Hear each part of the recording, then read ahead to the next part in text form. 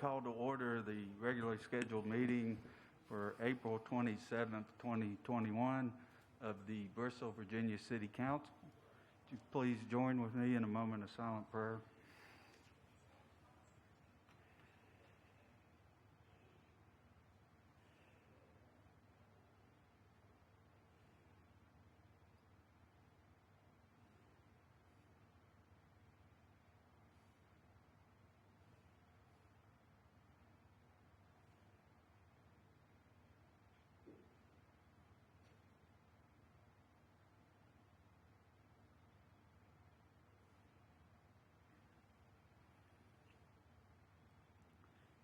Please stand and join with me in the Pledge of Allegiance.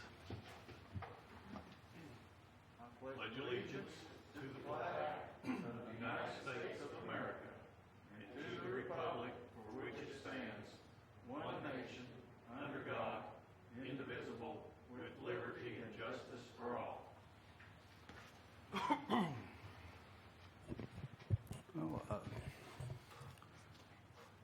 want to take a moment here and thank everyone that came out tonight. We have a large crowd, and I think some additional folks that are outside the room because of COVID regulations, but we'll get to them when we do.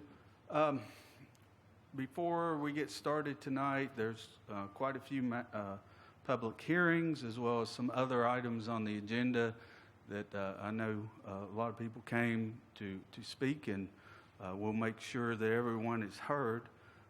Just remind people of a few things. Please silence your cell phone. If you wish to speak during the meeting on an agenda or a non-agenda item or at one of the public hearings, sign up on the sheet that's provided back there by the table when you came in. We ask that you, when you come up, you state your name and address for the record.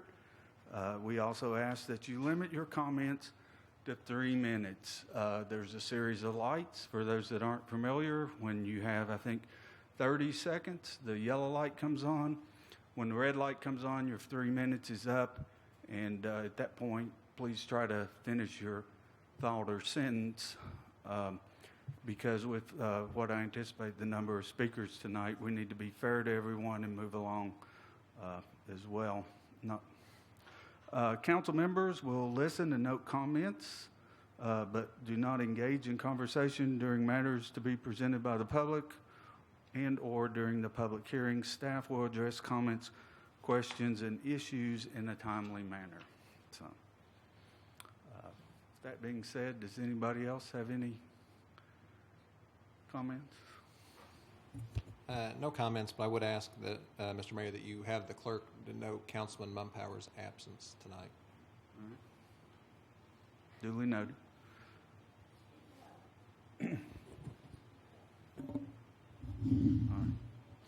All right. If there's no further comments, then we'll move to item B, City Manager comments. Council, public, tonight I want to address some of the landfill issues that have been ongoing since mid-November. And I know we've had several items on the agendas in the past in regards to the landfill and what we've been doing out there. Draper Aiden and SCS has been here on 2 different occasions to give updates. The last update they gave was at the last meeting in March. And just to give an update as to what has happened throughout the course of this event and what we continue to do in order to address the odor issue that is emanating from the landfill. We do have a weekly phone call set up with DEQ. We've had our second phone call this past Monday with them. We have that on Mondays at 2 p.m. And we are working with DEQ in order to ensure that everything that we're doing is taking the correct steps in order to help mitigate the issues that a lot of families are having in and near around the landfill. I can tell you personally, when I see comments on Facebook, I was out this past Saturday night and Sunday night checking on some of those areas where people are having odor issues and trying to get a feel for myself of where those odors are, where they're at and where they may be emanating from. And I continue to do that. I know early on in this crisis, I would try to comment when and where I was at to make sure people knew that I was out doing that. I have not done that in a while, but rest assured I do go out. I am out trying to chase odors, so to speak, and I will continue to do that for the foreseeable future. We, in regards to what we're discussing with the DEQ, we, SCS engineers, they have been on site today and will probably be on site tomorrow as well to ensure that the system that was installed previously is operating correctly. We do know there are some things that need to be tweaked, and they are working on tweaking those issues. We are also considering a new gas well placement. That has not been decided on where that will go at this point. We have worked to implement additional cover on the landfill, and that's something that we continue to do, and we will do that as necessary as we continue to move forward.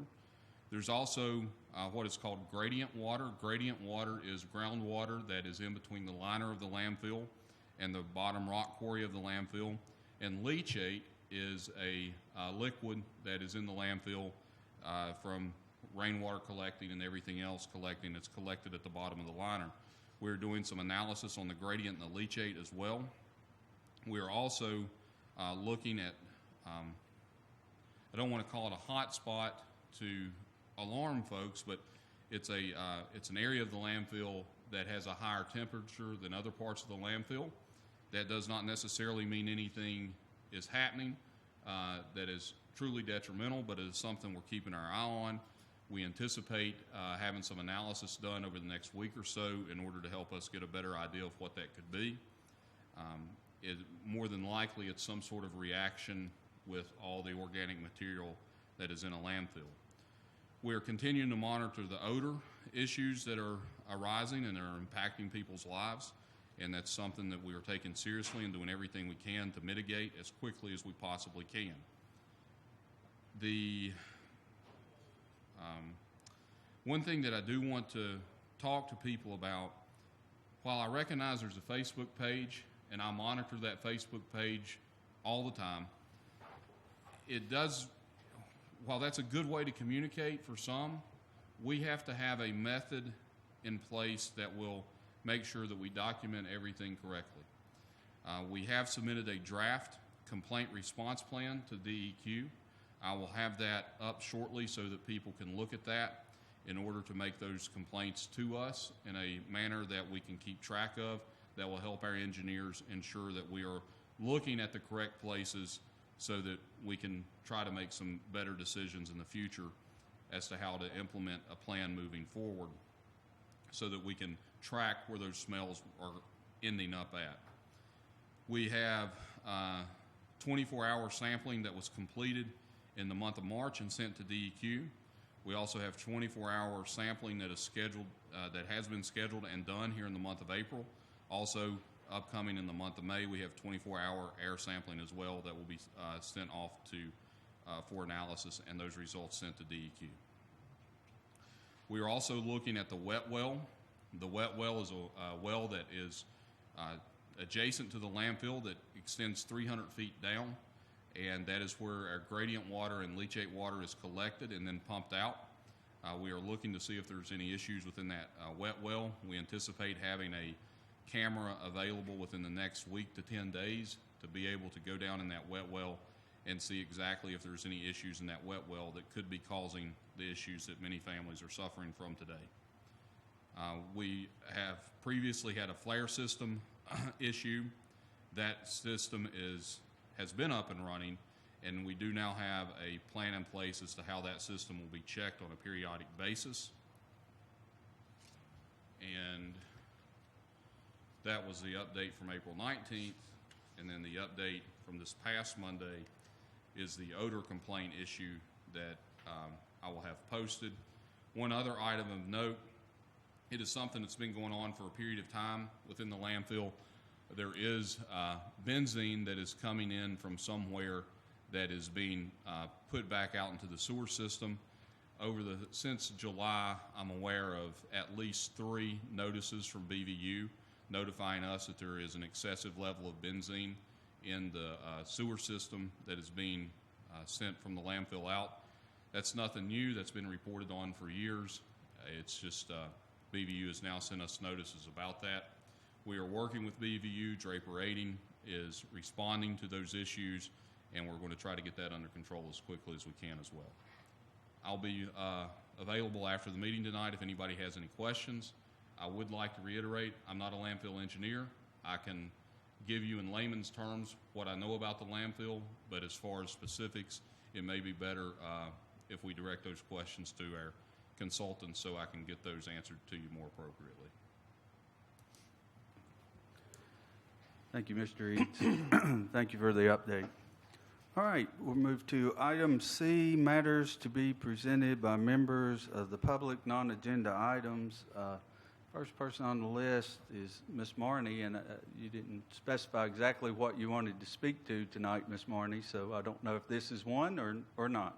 Well, the reason was I didn't know what on the agenda I was interested in, and I was holding up the line, so I just decided, well, I'll do the best I can. Okay. If something comes up, you'll know it. Mr. Mayor, members of the council. My name is Nancy Marney. I'm a resident of the city of Bristol, Virginia. I'm a property owner. There are people in this community who seem to think that if the city throws more money at something, it will solve the problem. No, it won't.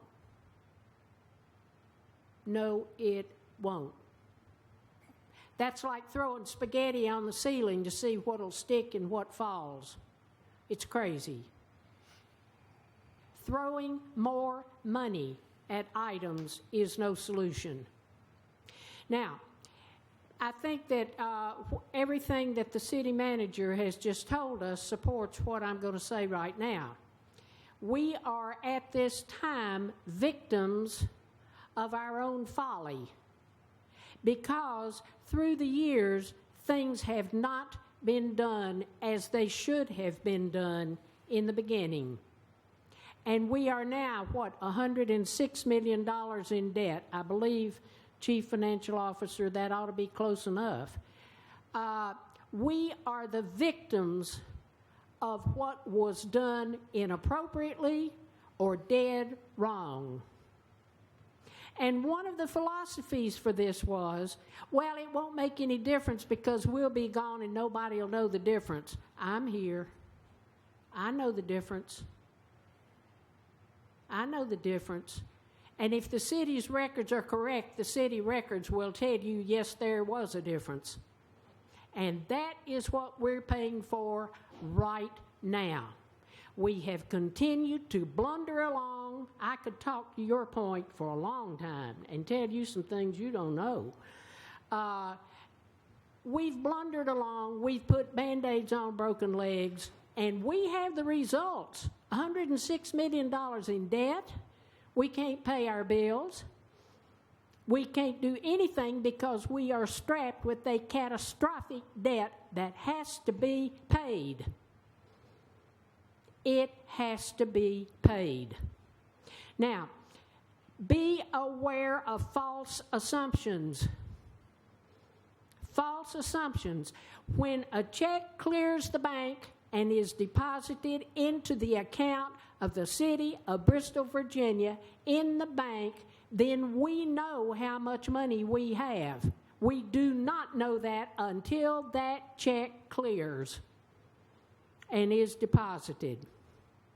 But we are the victims of our own folly. If it is not sustainable, if it is not right, don't do it. That's what we're paying for right now. I can enlighten you a whole lot, believe me. I think in all honesty, in order to do things well and right, I think I probably should have a conversation with the city manager about some things at the landfill, because I was here when it first started. It was wrong in the beginning. It is wrong now. I'll be glad to talk with you. Thank you, Ms. Marney. Council, if I may, in regards to the landfill, one thing that I did neglect to mention is Over the next week or so, we will be asking for volunteers, whether you're on the Virginia or Tennessee side, if you have noticed odors at your place of residence or business that is stronger than where you notice it elsewhere, and it seems to be on a regular basis, please let us know. We want to be able to talk with you all and potentially do some 24-hour sampling at your place of residence as well. Within this week, 5 to 6 units. Do what? All right. Within this week, 5 to 6 units. All right. All right. All right.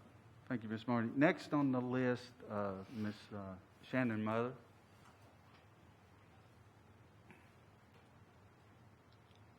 Hello. Some of what I'm going to say you addressed in your report, and I appreciate that. Just want to know that that's the most information I've heard since this all started, so I do appreciate that. So my name is Shannon Mutter, and I live on Milburn Drive in Meadowcrest subdivision. I have a daughter that lives on the Tennessee side in Redstone subdivision. Since November, there have been reoccurring odor in our neighborhood and other neighborhoods surrounding the city landfill. The odor keeps us from spending time outside of our homes, opening windows, taking walks, and even sleeping. These activities are especially important to us now with the ongoing pandemic battle. People are needing and wanting to stay at home. Yesterday evening, I was sitting on my back deck enjoying the clean air for a change until about 7:15 p.m. The smell was not bad to begin with, but it progressively got worse within about 20 minutes time span. I stayed as long as I could and was able to make it about 20 more minutes before my eyes were burning and my head started hurting. This is a common complaint from so many others in our city. The complaints may have slowed down, but only because I feel that our residents do not believe anything significant is being done. Notice that I said I feel that they believe that, not that you are not doing anything. When I contacted the mayor, he referred me to a Facebook page and the Smell My City app. And I won't go any further with that about how inappropriate I think it is because the city manager addressed that tonight, and I do appreciate that you have a new way for us to file our complaints because Facebook is not the answer. I had even talked to Mr. McCulloch, who told me on the phone that he does not even have a Facebook account. So those complaints there were not really doing any good. We are being told on the news segments and at the city council meeting that the problem is being worked on. We would like to have more details, please.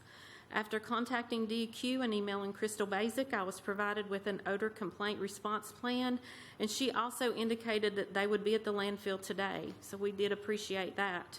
The report also gave some indication that the gases surrounding the landfill are not harmful and that wind, local streams, and lakes could be receiving the odors and causing the odors to travel through our neighborhoods.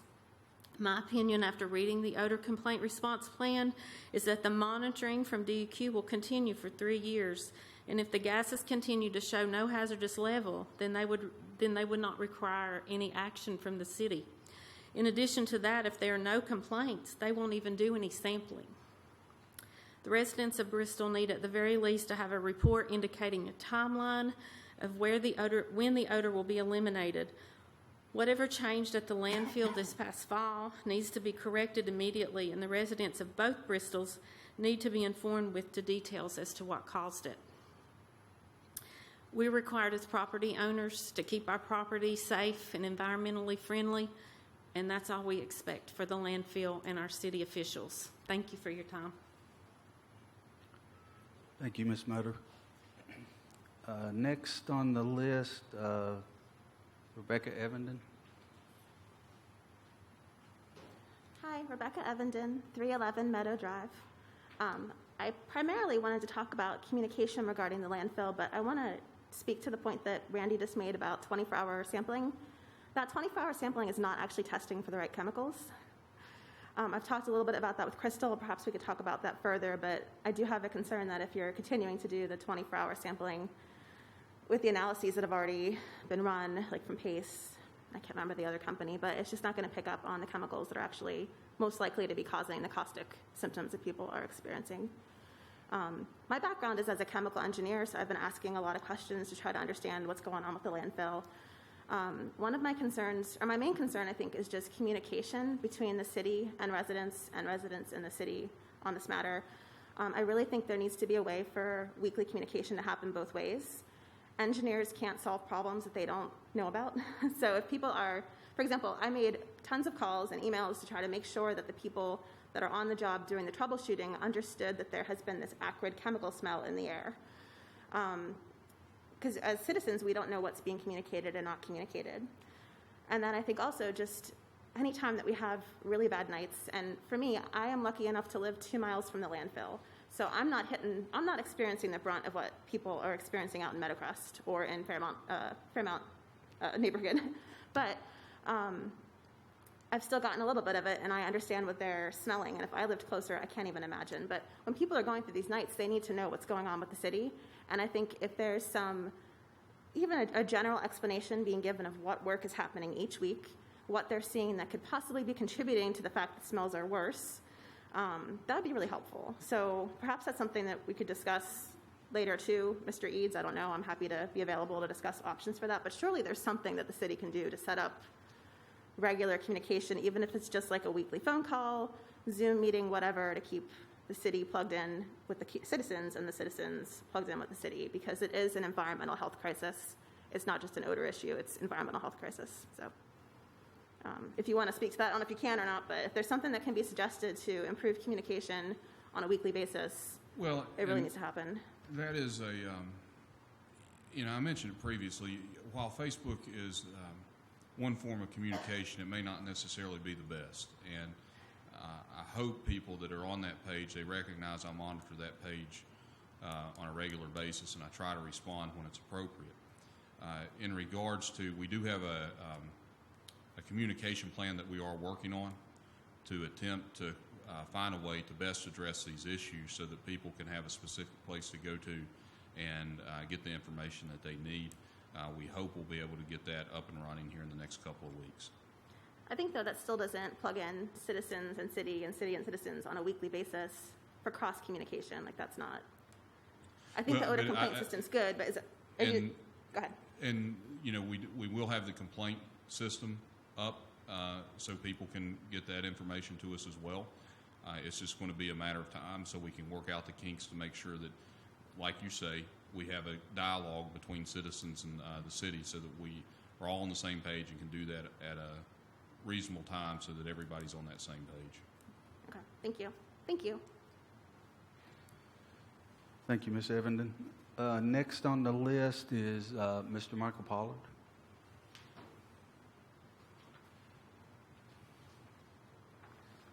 Thank you, members of the City Council and staff. I just wanted to recognize that this is the 10th anniversary of the tornadoes that devastated many of our neighbors, particularly in the area of Glade Spring. American resilience has helped many recover and do quite well, but many were hurt and several were killed. And I just wanted to remind them that we remember them, their loss, and their resilience. Thank you. Thank you, Mr. Pollard. That's everyone who signed up. However, there is someone who wants to speak to an item that is not on the agenda. You may feel free to do so. All right. So now we will move to item number D, adoption of the agenda. What is the pleasure of council? I'd like to make a motion that we adopt the agenda with the exception of postponing item 9, the Goode Street parking lot, postponing it until May 11th.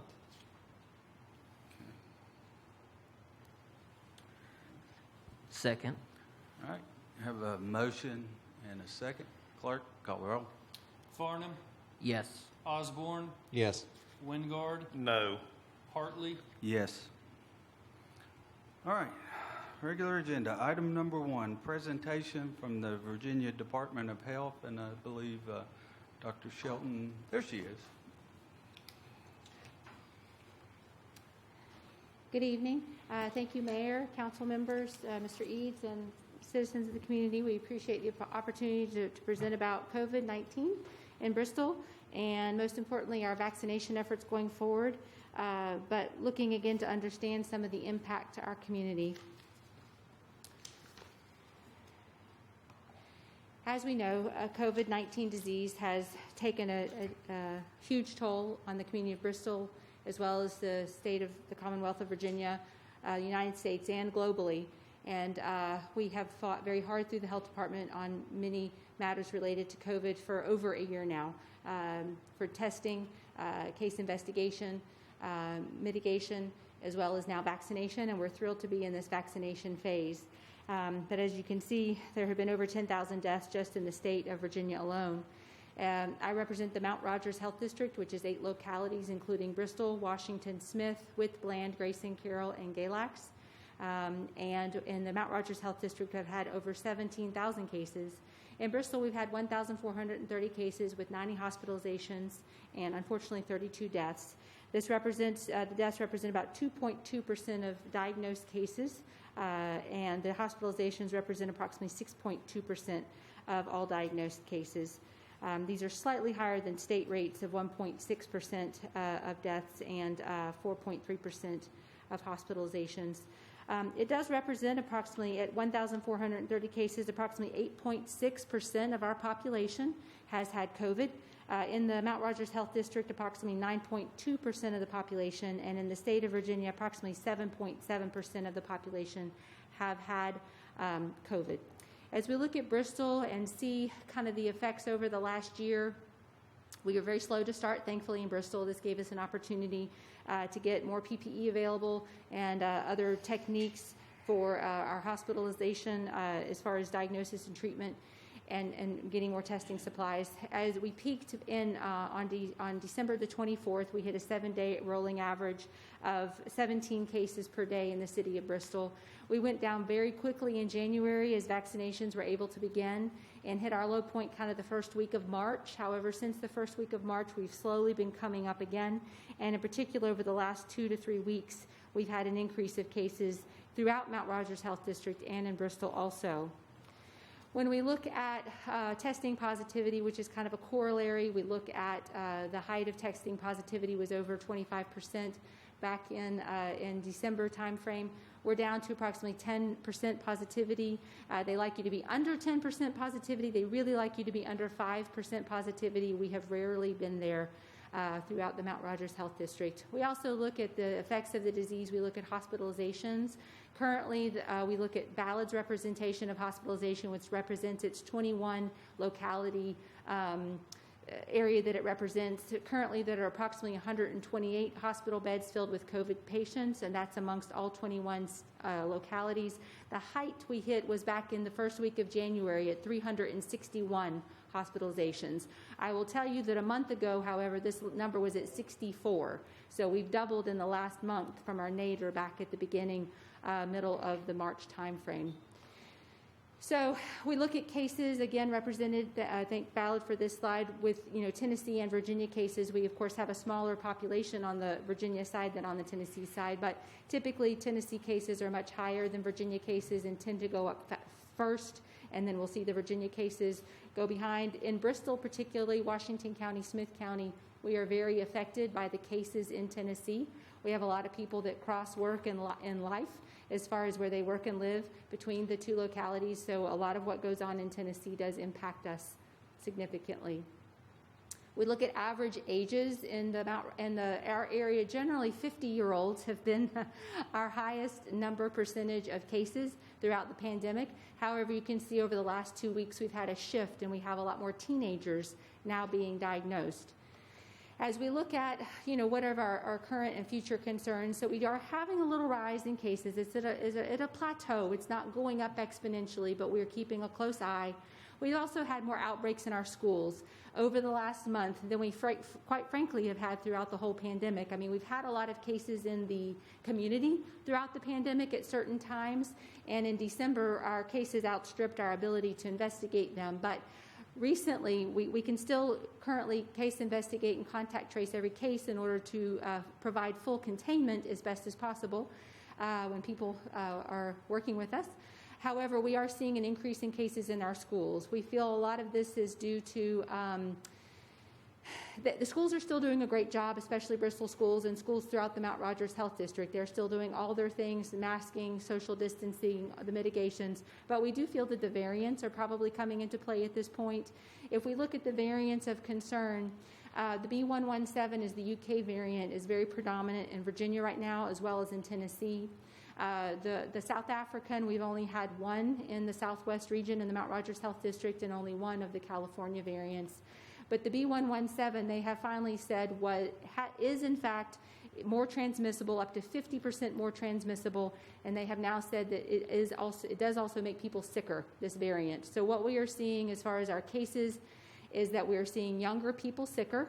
We're also, when we talk to our hospitals, seeing a decrease in the average age of those who are hospitalized. Instead of now hospitalizations being predominantly on 50 and older, and particularly 70 and older, we are seeing hospitalizations of 30 and 40-year-olds and some 20-year-olds as well. The Mount Rogers Health District has had quite a few variants in our area, specifically the B117 from the UK. So what do we do about this? Thankfully, we have better answers than we had before, besides just testing more people, case investigation, and telling people to stay home. Now we have vaccines. We feel this has been a real point of hope for us in the middle of this pandemic. And we have 3 vaccines that are currently available, which have all been are authorized by the FDA and are under emergency use authorization and found to be safe and effective. We have the Pfizer vaccine, which has a repeat second dose in 3 weeks, the Moderna vaccine, which has a repeat second dose in 4 weeks, and the J&J vaccine, which is a standalone one vaccine. A lot of discussion over the J&J vaccine within the last couple weeks. We know that there were concerns with this regarding some blood clots. There were 6 cases of what they called a cerebral sinus venous thrombosis. And when they paused this vaccine a couple weeks ago, they did further investigation, found a total of 15 cases of what they have now termed thrombocytopenia syndrome, TTS. Thrombosis is when you have blood clots. Thrombocytopenia is when you have low platelets, which make you more prone to bleeding. And so this kind of difficult medical situation, usually if you have a blood clot, you give someone a blood thinner to keep them from clotting more, but if you have low platelets and you're prone to bleeding, you have to use a different strategy. So it's a very serious syndrome, but 15 people out of over 7 million vaccines were found to have this syndrome. So that's about 1 out of 500,000. We do know that if you get COVID and you're hospitalized, you have a 20% chance of getting a blood clot. So we know that over 8% of our population has had COVID. And again, 20% of those hospitalized can get a blood clot. So you have to look at the risk and benefits anytime you choose a vaccine. We're very thankful for the safety system in place that did put a pause on J&J vaccine. We feel this is a tribute to the ongoing monitoring of these vaccines to make sure they're as safe as possible. The pause was lifted on Friday, and we can now resume our J&J vaccination. Again, people will have full disclosure of all these vaccines when they come in. There is we can discuss any questions they have about them, but we give them because we feel they are safe and effective vaccines. People have to decide their own risk and benefit to these vaccines. Some people have very specific questions or reasons why they don't want vaccine, and we're happy to talk with people about that. In fact, our next strategy is addressing more of the hesitancy issues. As we look at the total of vaccines that have been given throughout the state. Early on, Southwest Virginia led the way as far as our percentage of population vaccinated. We got off to a good start, but we've had a slowing down of vaccines over the last month. We currently have approximately 33.9% of Bristolians vaccinated with a first dose and 25.8% who are fully vaccinated. This compares to state rates of 43 and 29. So we know we have still more work to do. The benefits of being fully vaccinated. So fully vaccinated is 2 weeks after your last dose of vaccine. So for Pfizer, it's 2 weeks, and Moderna, it's 2 weeks after the second dose. For J&J, it's 2 weeks after the only dose. And that's a great benefit, is a shorter time frame until you're fully vaccinated. So if you're fully vaccinated, of course, the best benefit is you have a low risk of getting the disease, of getting COVID. And you also have a lower risk of all the complications associated with COVID. You have less risk of passing COVID to your friends and family. People who have been vaccinated are less likely to be carriers or to have asymptomatic positives that they can give to other people without knowing it.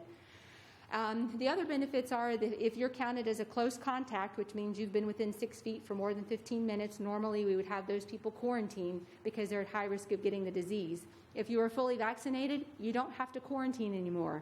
This is a huge benefit to our community. This means that employers, if their workers are vaccinated, if you're vaccinated, your employers don't have to go into quarantine every time you have a case at your workplace. This means as a worker that if I am a close contact, I don't have to lose my job, potentially go home without pay for a time, because I am now vaccinated. This means for our students in school that they can, not miss as much school. We've got a lot of activities coming up people don't want to miss.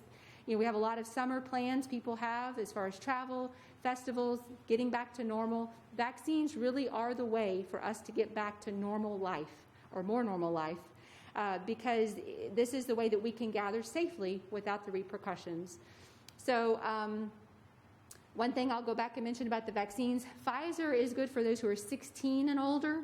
Both Moderna and J&J are good for those who are 18 and older. We are currently awaiting the FDA's response. They have been submitted from Pfizer for those age 12 and up, and we are anxiously awaiting that to go forward. We are told that both Pfizer and Moderna will probably be available for those 12 and older, perhaps by the end of May or early June.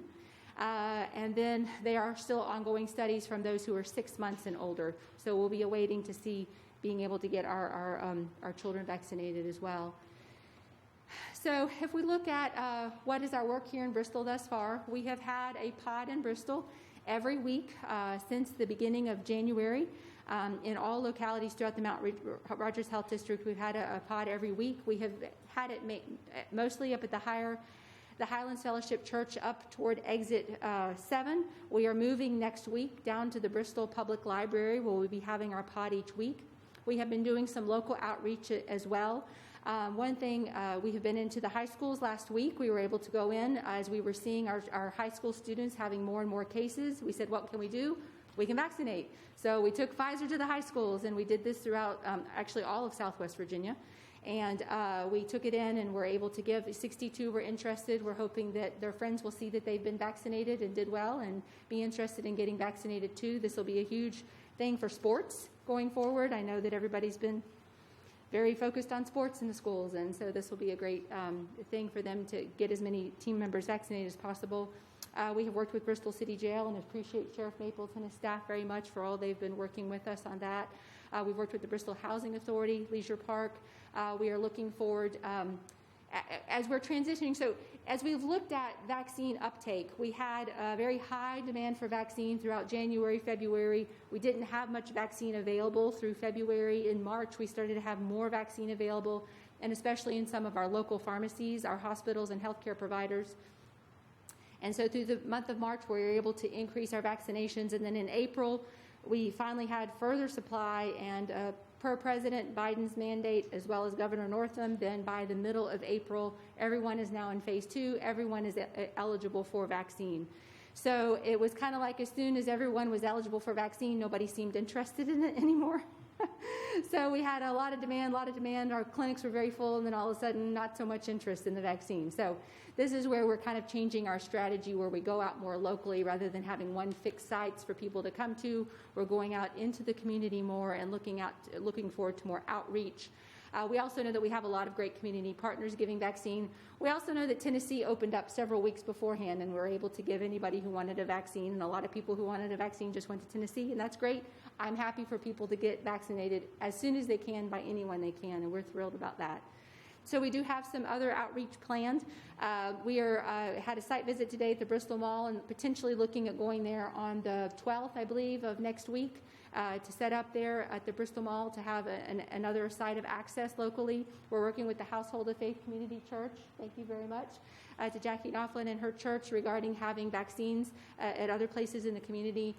Looking forward to the Juneteenth celebration coming up, and again, willing to work with you, your churches, businesses, communities about where we can be in Bristol to provide more vaccination. We also want to make sure that people's questions are answered. There are a lot of myths about the vaccine, and misinformation needs to be replaced with good information. We encourage people to go to the CDC website or the Virginia Department of Health website for accurate information regarding vaccines and frequently asked questions. As we look, this is a list of the vaccine appointments you can get off the Virginia Department of Health website. We also have Bristol added as a locality where you can go in under a tab and see other community partners who are vaccinating, such as Food City, Kroger's, just to name a few. Also, you can go to a website called vaccinefinder.org. Also, CVS, Walgreens are vaccinating. I don't want to leave anybody out, but we have a lot of great community partners vaccinating right now. But vaccinefinder.org is a place where you can go and get vaccine information, or the Virginia Department of Health Mount Rogers Health site, and you just click on those links and you can make an appointment. One reason we're doing the other outreach, though, is a lot of the appointments we've had thus far are based on people's tech access and access to computers, smartphones, internets. Thankfully, in Bristol, there's great internet service. In some of our more rural localities, we know that there is not computer access or tech or internet access or cell service everywhere in Southwest Virginia, so we are looking at our mobile clinics for further access. And we have a flyer here we can hand out if anyone's interested, but regarding vaccination and what are some reasons you should get vaccinated. And if you scan the little QR code, it takes you to our appointment page where you can look at available appointments. So thank you all for your interest in vaccination. We look forward to continued vaccination in our Bristol community. We want as many people to get vaccinated as possible so cases will go away and we can get back to life as normal. Thank you, Dr. Shelton. Does anybody have any questions for Dr. Shelton? I have a couple. So thank you for coming. I will say I'm appreciative of the push that you all have done to get everybody vaccinated. I know, as a diabetic, I was able to feel much better about things after I got vaccinated. So thank you personally, and thank you for what you're doing for the community. The last time that you were here a couple months ago, I don't remember when it was, I asked you about seeing different variants here like B117, and I know I had seen a chart that said of the variant cases of COVID-19 that we see in Mount Rogers, 98% of the variants we see are B117, right? So, and then all the other ones were 0.5, 0.2. We've only had one case of the B135 and one case of the California variant. So do you see I know the B117 is more transmissible. Do you see any of those other ones becoming more widespread in our area, and what do they do? I think maybe there's like a P1 or something that's more resilient to vaccine or something.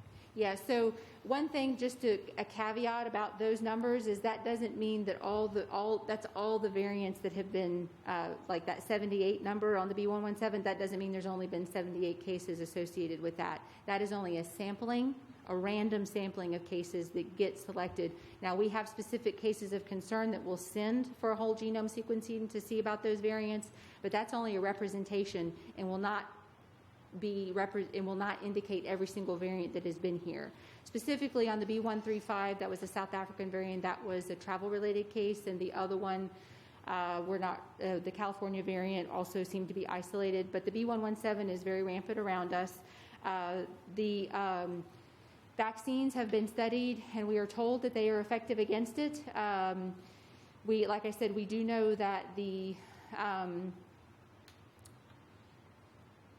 I'm sorry, I lost my train of thought there. So we do expect, these are the predominant strains circulating right now. Supposedly, they have done the studies, and the vaccines are supposed to be helpful against these variants. The B117, specifically from the UK, I know that the Moderna and Pfizer have been well studied regarding that one and been found to be effective against it. It is, though, just because it's more transmissible for those who are not vaccinated, it is spreading much faster. So like even in the schools when they're doing all the same mitigations, the usual things, they have not changed the definition of a close contact, but we do feel that it's 50% more transmissible, so they're getting it much quicker. And it's more transmissible to children.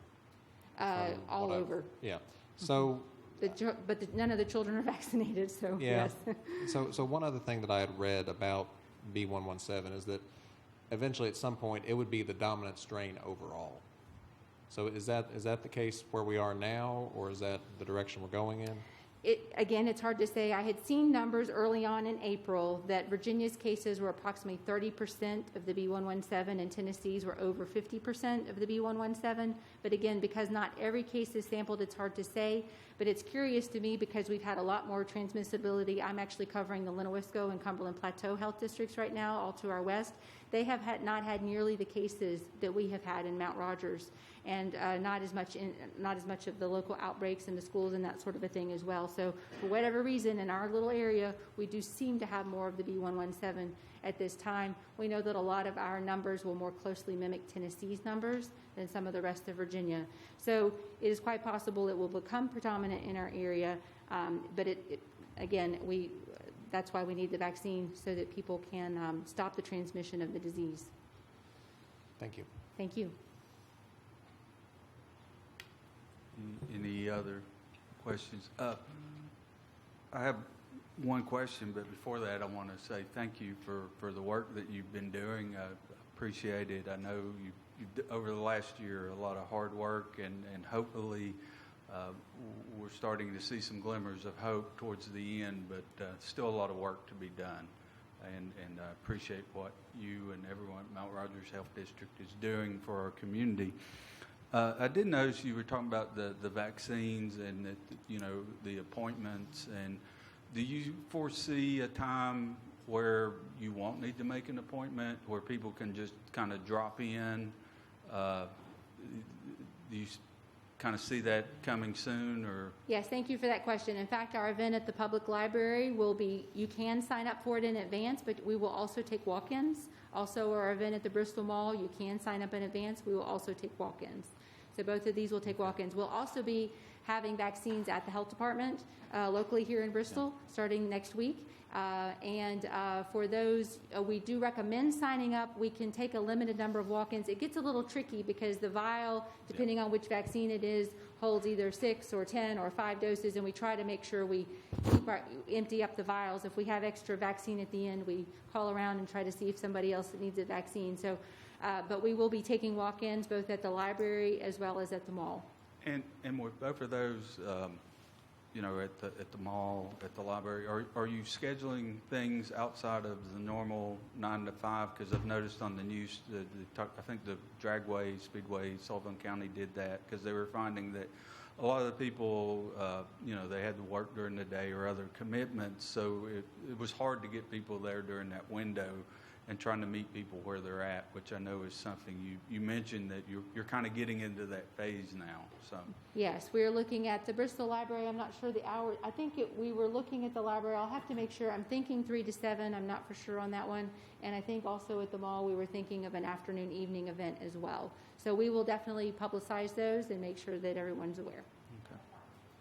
Yes, the pharmacies also have vaccines into the evening. Most of them are open until 8 o'clock or so, as well as on Saturdays. We have had some Saturday events, and we're working right now. We're getting toward the festival season, so we have a RAM clinic coming up in Smith County. We have trail days coming up in Washington County. Different events as they're coming through. We'll be working with those as well. Okay. Well, thank you again, Dr. Shelton, for not only for the update, for all the work that you're doing. Well, thank you, Mayor Hartley. We appreciate it. Okay. We will move to item number 2, a public hearing on CDBG-funded demolitions in 2021. At this time, I'll go ahead and open the public hearing, and we'll have the staff comment from Ms. Talton. Good evening. The Department of Community Development seeks to identify and demolish homes that have been neglected by owners, are in disrepair, and have become hazardous to residents. All property owners of houses selected for demolition have been contacted by mail and given sufficient response time to either correct property issues or initiate demolition themselves. There are 3 properties that are scheduled to be demolished with Community Development grant block funds. These are 1016 Lewis, 1020 Lewis, and 1022 Lewis. Liens will be placed upon these properties for the incurred demolition costs. Previously, at a regularly scheduled City Council meeting on March 9th, City Council and the City Attorney approved a CDBG-funded demolitions as presented.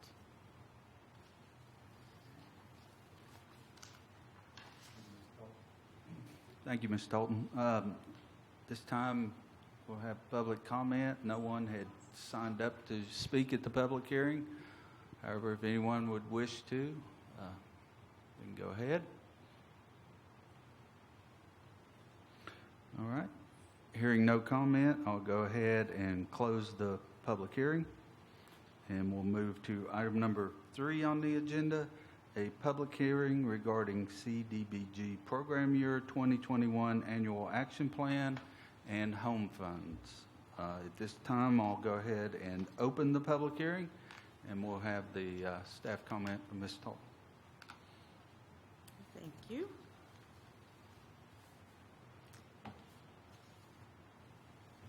The City of Bristol is an annual recipient of federal funding through the U.S. Department of Housing and Urban Development. The entitlement monies may be spent to develop or sustain viable urban communities by providing decent housing and a suitable living environment, and by expanding economic opportunities, principally for low to moderate income persons.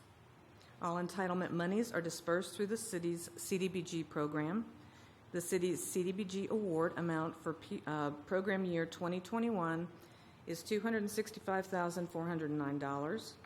The city also participates in the Tennessee-Virginia Home Consortium, which receives HUD funding. The City of Bristol's annual allocation for home funding this year is $73,872.52. The final annual action plan for the city's CDBG program will be considered by the City Council during a regularly scheduled council meeting. There was a public notice in the Bristol Herald Courier on Friday, April 19th for the notice, and then the draft of the program year 2021 annual action plan has been available in City Hall, on the city's website, and the Bristol Public Library. Okay. All right. Thank you, Ms. Tolton. Let's see, at this time, we have one person that had signed up for this, someone from representing Crossroads Medical Mission. Okay, I'm going to do that for Cindy. She wasn't able to be here tonight, so she drafted a brief letter, and I'd like to read it to the council. Dear Mayor Hartley, council members, and community development team, please pardon my absence this evening. I am at our evening clinic helping to provide health care for uninsured residents of Bristol. Last week was a whirlwind as Crossroads Medical Mission provided 2 vaccine clinics for our patients and a number of community members, in addition to our regularly scheduled clinics. The last year required cooperative efforts that I never could have imagined, but thanks to the support of Bristol, Virginia, and its community development block grant monies, Crossroads Medical Mission was able to prepare for, respond to, and going forward to prevent this pandemic. And so please do not equate the absence of Crossroads Medical Mission as a show of ingratitude. Rather know that we are forever grateful to have the support of the City of Bristol, Virginia. We agree that Bristol is not only a good place to live, but a great place to live, thanks to you. Wave at us when you see us drive by, or stop in to see how we operate when we are in action providing health care to individuals in need. Joyfully, Cindy Rocket, Executive Director of Crossroads Medical Mission.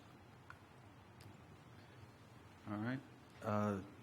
It was the only person that had signed up. However, if anyone else would like to make a comment, they can come forward. All right. Hearing no further comment, I'll go ahead and close the public hearing regarding the CDBG Program Year 2021 Annual Action Plan and Home Funds.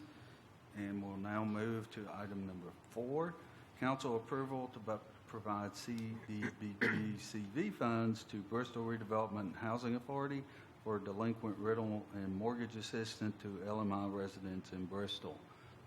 Staff report. Once again, Ms. Tolton. So the city received 2 separate allocations of CDBG-CV funds to prevent, prepare for, and respond to the coronavirus, totaling $276,016.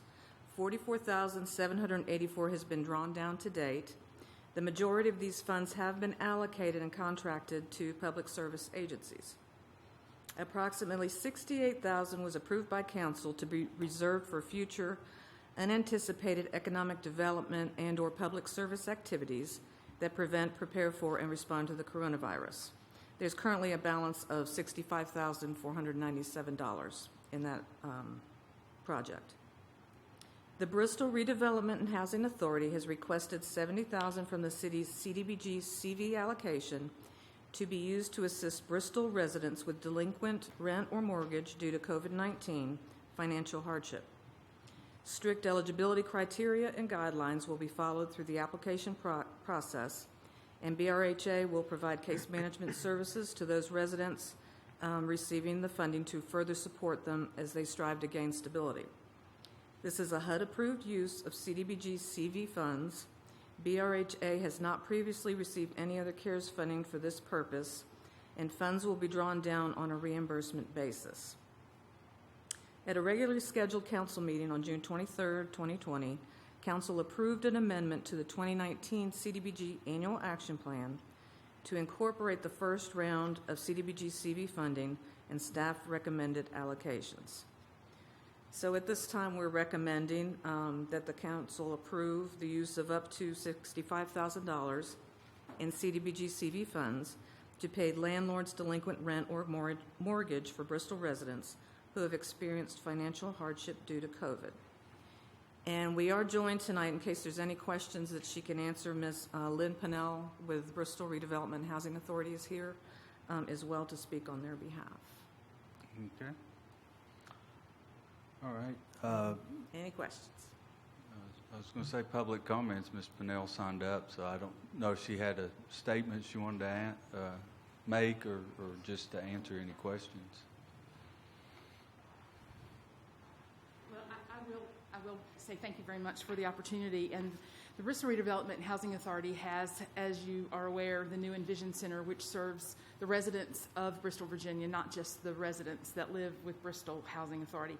So we're happy to help people in that, and I think are in a unique position through the staff of the Envision Center to help to give the case management component there that gives support and help as people transition into some form of stability, helping them to find jobs and to be more stable. So that's, you know, kind of a package that we're willing to offer to people in this as well.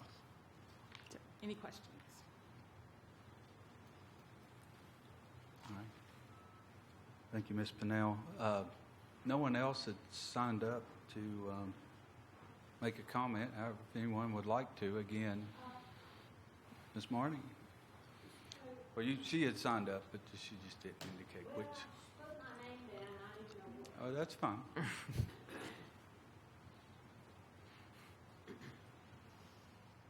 Mr. Mayor, members of council, my name is Nancy Marnie. I'm a resident of the city of Bristol.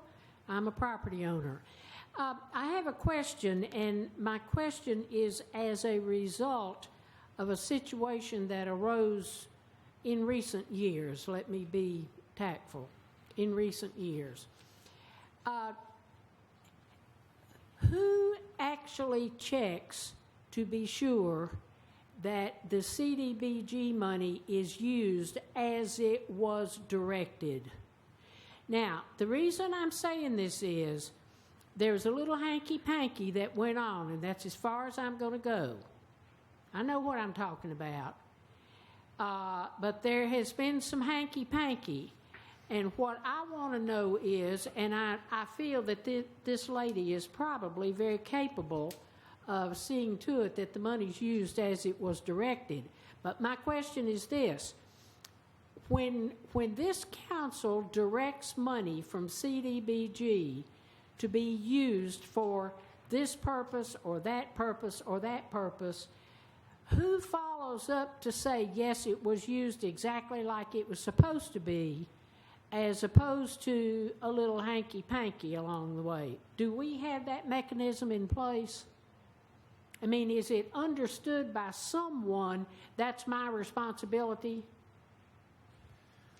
Council, if I may, you know, I'm not sure what hanky-panky she's talking about, but these funds are audited by the federal government in a yearly audit. So, you know, I'll just leave it at that. I'm sorry, I don't get the gist of it. I'm sorry, Mr. Rose. The federal government audits the CDBG funds every year. And so that's who audits to make sure those monies are spent appropriately. Well, but an audit is based on what they are given. And what I'm saying is, who has the hands-on responsibility? It is my job to see to it that money does what it was supposed to do. That's hands-on. An audit involves, I say, yeah, we spent it like we were supposed to. Been a lot of that around. I'm not saying right now, but it has happened. I've seen it. I've been through all of this. And what I want to know is, who is responsible hands-on for the use of that money? It's just like we've said in here time after time. Account for every penny this city spends. Every penny. And don't say, well, we're going to allocate the CDBG money for this purpose because it looks good and sounds good and the government will pay it. And then come along and say, well, you know, they really need some money over there. I mean, they really actually need it. Why don't we just take a little of this and help them out? That has happened. It has happened. I would suggest, Ms. Marnie, if that has happened, you contact federal authorities and discuss that with them. Because that is something that should be dealt with at that appropriate level. Well, it was in years gone by, and I don't want it to happen anymore. Thank you for telling me what to do. I mean that. I'm not being smart. I wasn't sure what the procedure was on this, but I know that there was a little bend in the road there that wasn't supposed to be there, and I don't want that to happen anymore. No more. Because I've already heard some people saying there's a little smoke coming from down here, and I say there better not be. There better not be. Thank you. Thank you, Ms. Marnie. Again, if anyone else has a comment to make. All right. So what is the pleasure of council? Mayor Hartley, Mr. Bradland's going to respond as well. Okay, that's fine. And Ms. Tolton may add to what I'm saying in just one moment, but the funds are budgeted by project in the CDBG fund. Those are verified by finance when Ms. Tolton submits the paperwork. They're first verified by Ms. Tolton completely. Then they're verified by finance, by project account. It's not like CDBG is sitting in one fund without it being assigned. It is assigned by project, verified at the department level, verified at the finance department level as well as an annual audit by federal auditors. I'm not aware of any smoke at all. Ms. Tolton? I was going to say, I don't think there's any smoke around here. But I do want to say, any money that's expended is on a reimbursement basis. So we have to have all the documentation in place before we cut any checks. We don't just give the money away. Okay, it's reimbursement. If I don't have the documentation and proof that it was spent the way it was supposed to be, they don't get money. Okay.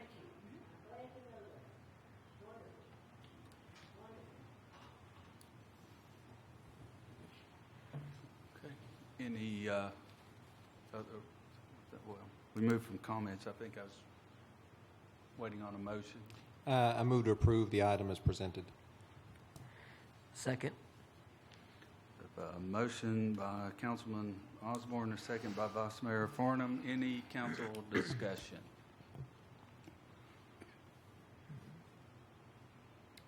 All right, hearing none. Clerk, call the roll. Farnham. Yes. Osborne. Yes. Wingard. Yes. Hartley. Yes.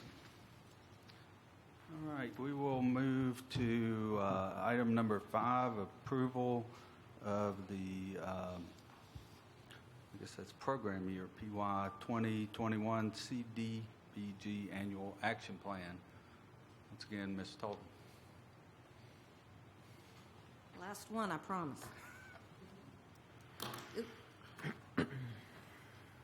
Okay. So the City of Bristol is an annual recipient of federal funding through the U.S. Department of Housing and Urban Development.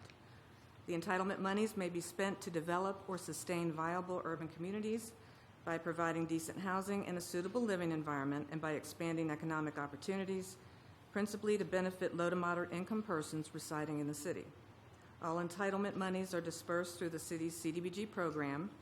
The city's CDBG budget for the program year 2021 funding cycle is $330,459, which includes approximately $65,050 in carryover from the prior year.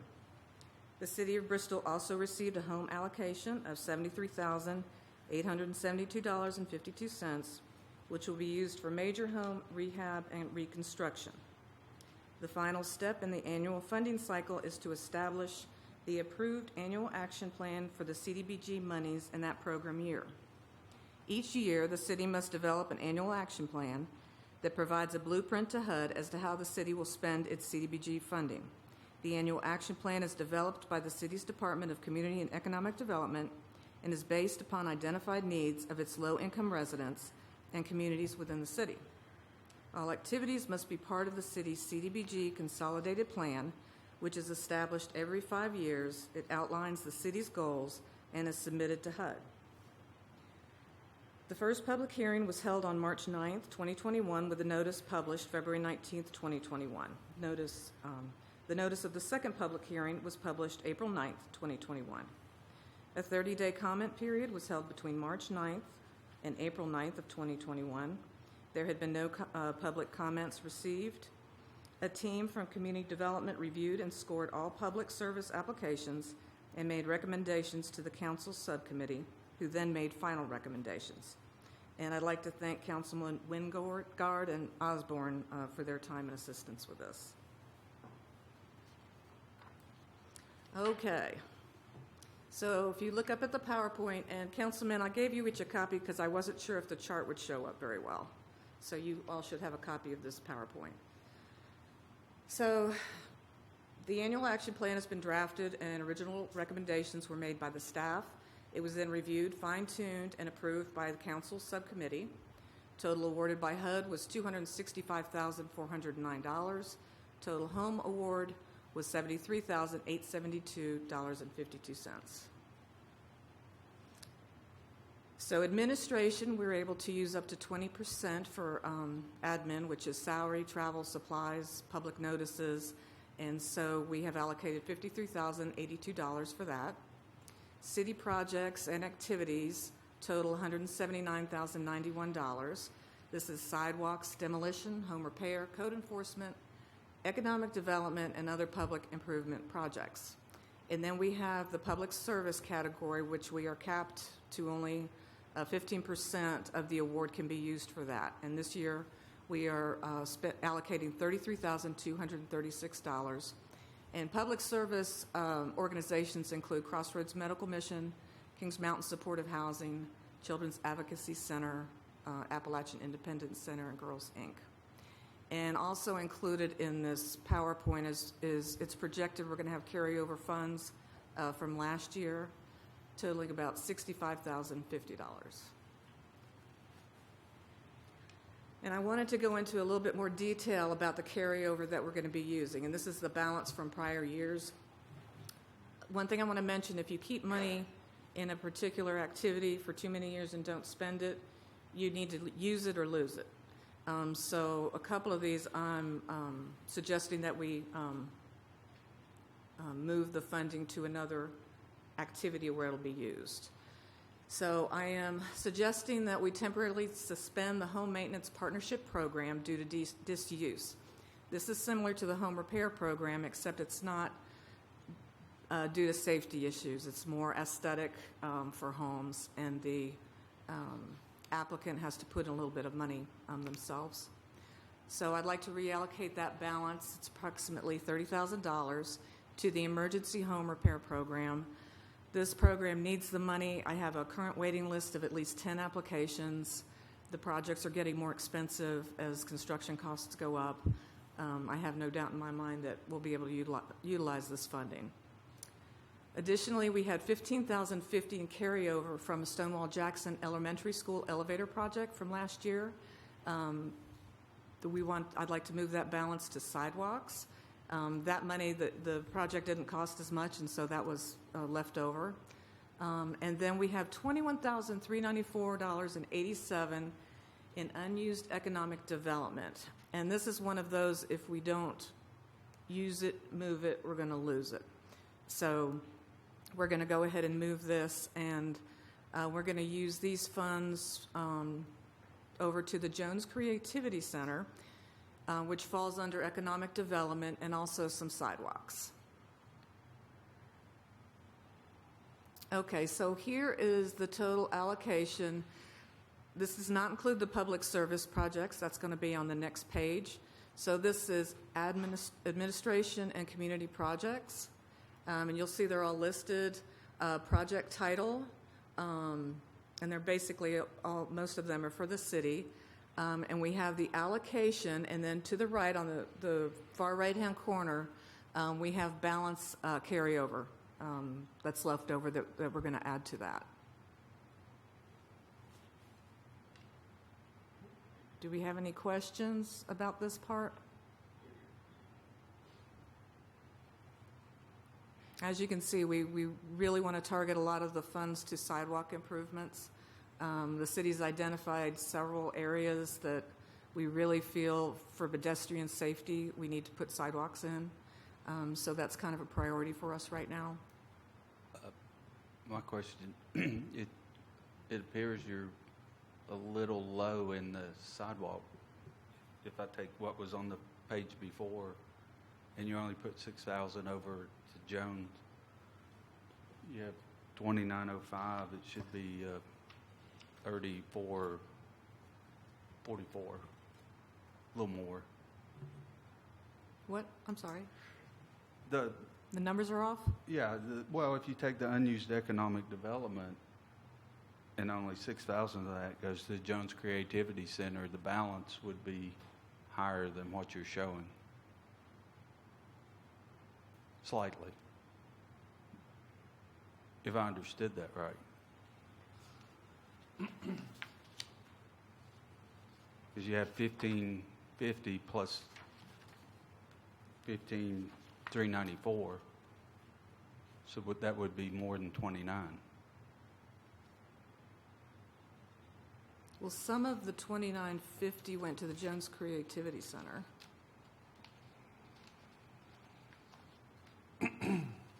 6,000. But over here it says there's 21,000 in unused economic development. So 6,000 away from that would leave 15. It seems like there's a little more available for the sidewalks than what that's showing. Well, I guess if you add them both together, it'd be about, what, 134,000? So if I'm doing the math right, maybe I'm not. So, anyway, that's just my question. Are you, okay, so you're...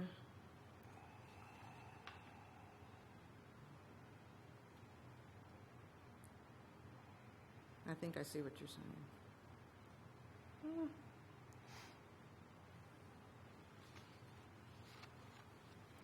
Well, bottom line, the numbers add up. I'll have to review that again. Okay. Because basically what we did was we took everything that we had left, we put to sidewalks at the very end of the discussions. That's fine. I just... So I'll go over and make sure those are correct. Okay.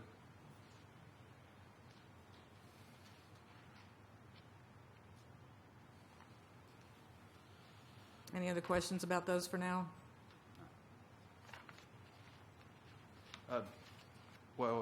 I'll go ahead and just, we'll ask it now. When you say sidewalks in targeted areas, have you identified what those targeted areas are? I know year after year that keeps coming up, and I think, I won't speak for the rest of the council, but I know personally that's an area that keeps coming up. I hear a lot from citizens, and we feel needs to be done. Particularly, we've talked about the stretch there along King Mill Pike, from about Hillside over to Valley Drive, and I know that, we've talked about that for a while. I just didn't, and I know it's in the plan, but I didn't know if there were this would help finish that out, or there are other areas of the city you've identified?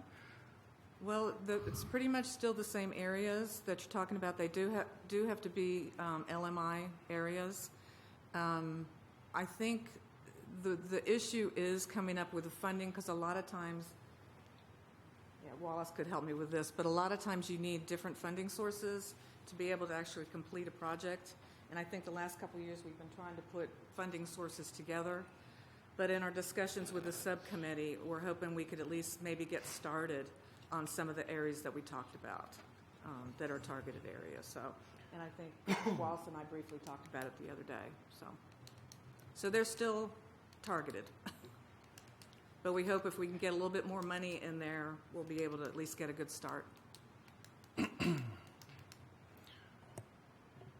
Well, the sidewalks have been an issue for a long time, and it appears that there's more and more people walking the streets. And we've got to address it. In our meeting last week, going over all this, I brought up, the cost of sidewalks. What's the average cost per foot to do a sidewalk? And then the comment was made, well, with the curb and gutter, blah, blah, blah. But in my opinion, we need to look at ways to accomplish what the end results need to be in the city without spending a fortune to do it. And if you build a sidewalk along the road and you have to replace all your curb and guttering, then $134,000 is not going to go a long ways for footage on a sidewalk. So my comment then was, well, why do we do curb and gutters for our sidewalks? Why don't we have a green space just like there is out there across the street that everybody can turn around and look, and just do the sidewalk? And you're not forced into the curb and gutter. We need to look at ways to accomplish what we want without having such a huge financial impact on the project. So my proposal is this $134,000, if we design, our engineering teams design these sidewalks, not pushing them on over to the street side, but have a green space of however many inches, foot, whatever, then we only are dealing with the sidewalks we want, not replacing curb and guttering. So that's my input on that,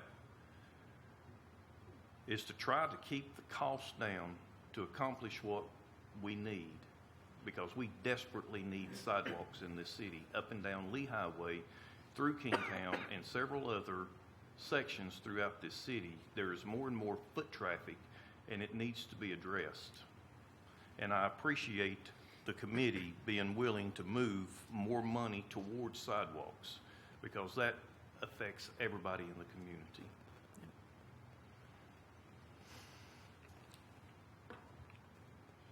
Okay. And I'm going to, just to let you know, I'll review my numbers and send you all a revised, if I need to revise it, a revised allocation sheet. Do you want to move on to public service? As usual, we have a lot of applications. This is a competitive process. Everybody has to put their applications in.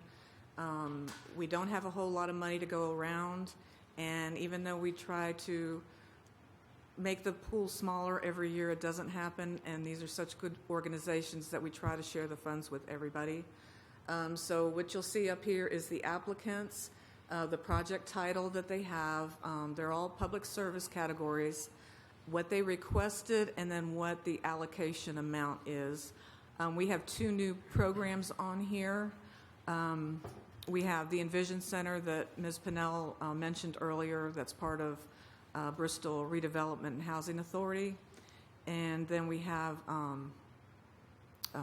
Bristol's Promise. Family Promise of Bristol, for homeless services.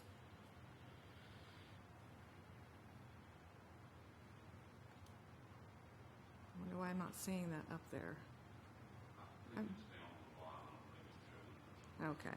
But anyway, those are two organizations, new organizations that we were going to fund this year. So anyway, that's the allocation for the public services.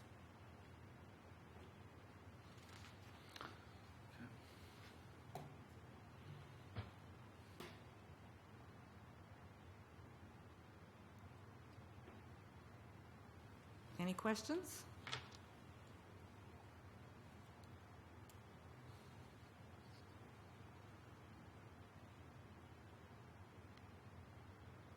Okay, and last but not least, we get home funds allocation. That's part of the consortium that Bristol's a member of. And we got $73,872.52. And these are allocated to be used for major rehab and reconstruction activities. We're actually starting our second, well, I've been here 4 years, and we're starting our second reconstruction project. We're constructing a whole new home for somebody who's, he's a senior, and his house was basically falling apart around him, and he really had nowhere else to go. So with home funding, we can build him a entire new home, and he's tickled to death. So that's a very rewarding program. So that's the annual action plan recommendation as it is. And I guess I'm asking for approval tonight. Does anybody have any questions of Ms. Tolton while she's here? Okay. Any public comments? I don't think anyone had signed up to speak, but I think Mr. Pollard, you want to say something?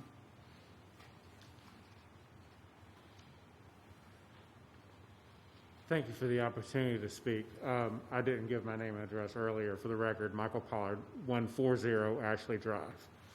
Due to my new address, I've got one concern and one question, and that is concerning the sidewalks, just that the design and engineering includes crosswalks.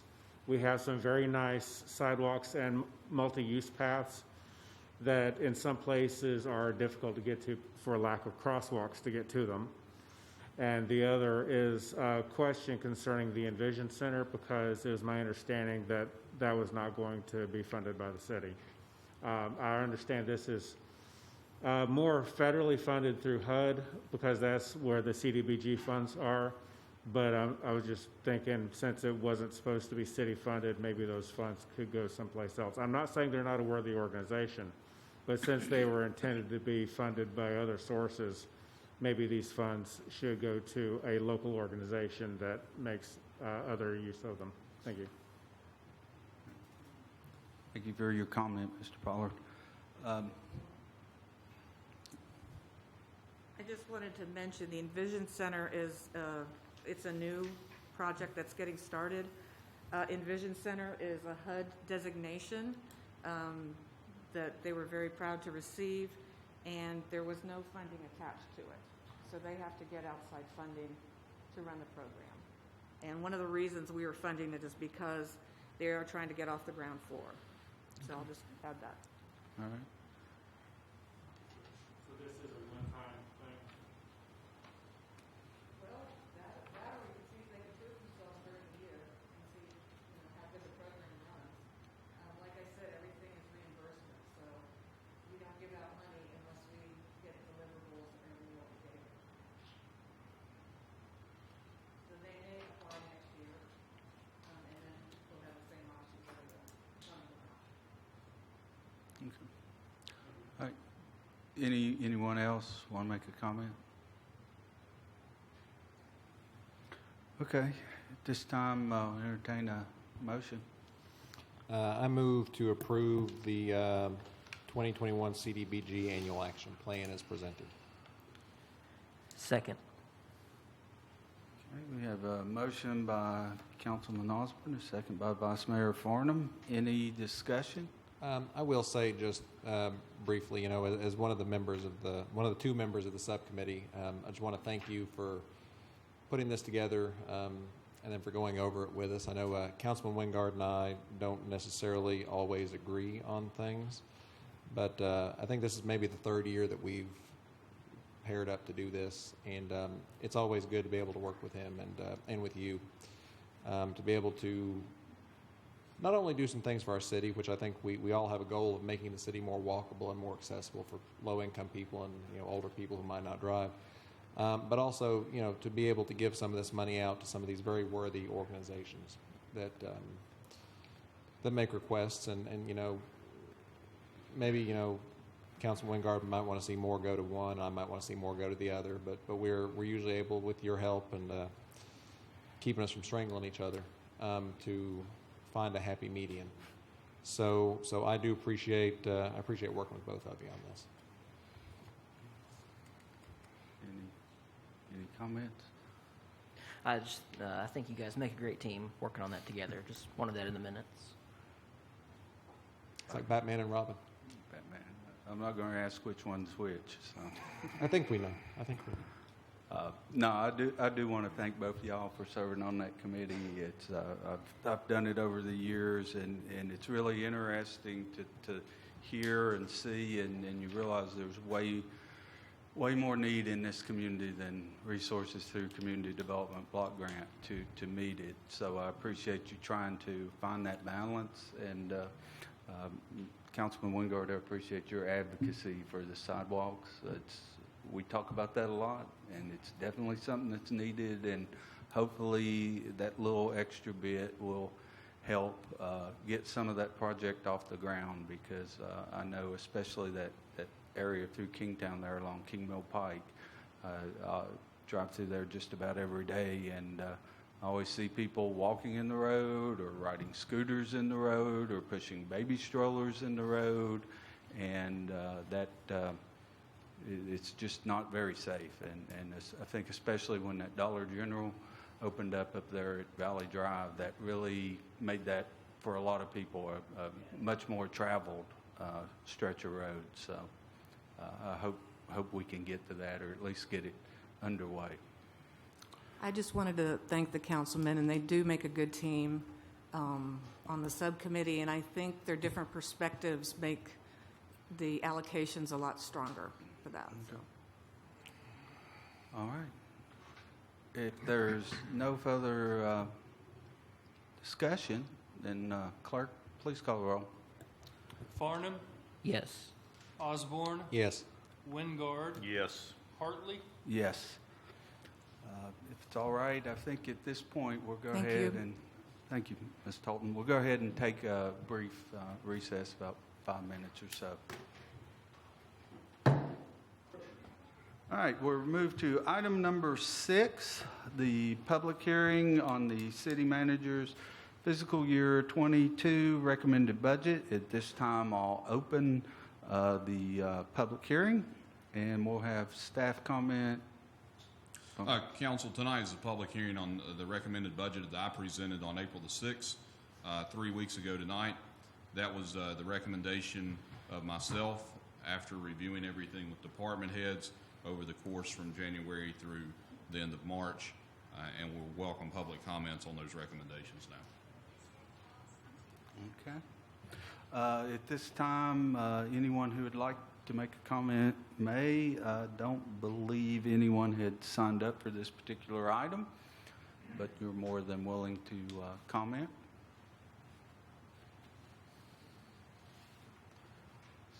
All right, hearing no comment, then I'll go ahead and close the public hearing on this matter. I will remind everyone that per our budget calendar we published earlier, the next item for the budget calendar would be the first reading of the budget ordinance, and that will be on May 11th at our next regularly scheduled meeting. And then 2 weeks following that should be the second reading and adoption of the budget ordinance, which must be passed and adopted before the end of June. So we're a little ahead of where we need to be, but we're still right on with our budget calendar. Okay, item number 7, resolution to negotiate with the Southwest Virginia Regional Jail Authority. Staff report.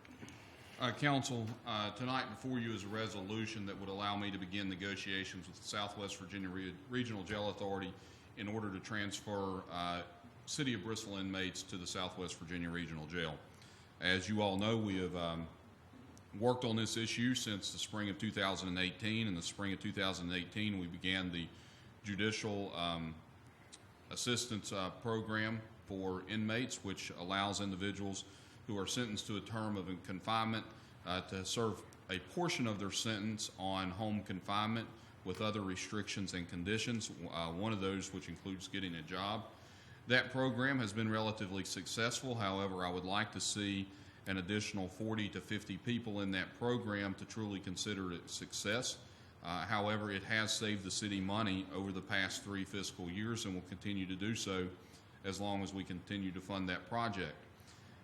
We have seen our inmate housing costs increase substantially since the fall of 2017, whereas this year in my recommended budget, there is a $1.2 million line item for inmate housing. That $1.2 million is spent on housing inmates outside of our jail system here within the city of Bristol.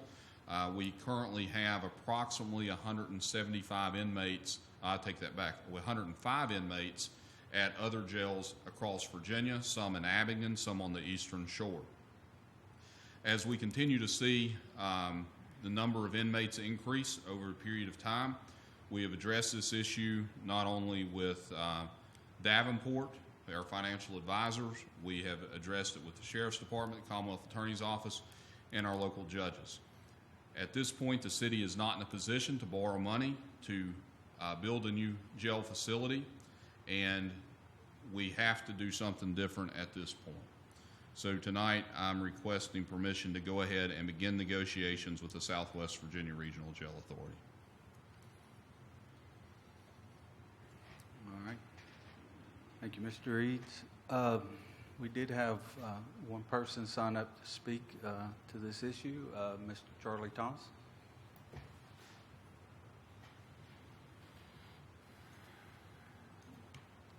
Good evening, Mayor, and members of the council, city staff. My name's Charlie Thomas. I live at 190 Ashley Drive, like Mr. Pollard. My address got changed. I've had for 32 years, and I keep writing 111 on everything. But I fully understand. I've had discussion after discussion with Sheriff Maples. My wife has been a 32-year employee with the city and has worked at the Sheriff's Department. I know the issues that are there. I know we have kicked the can down the road about as far as we can kick it, and it's about to fall into pieces.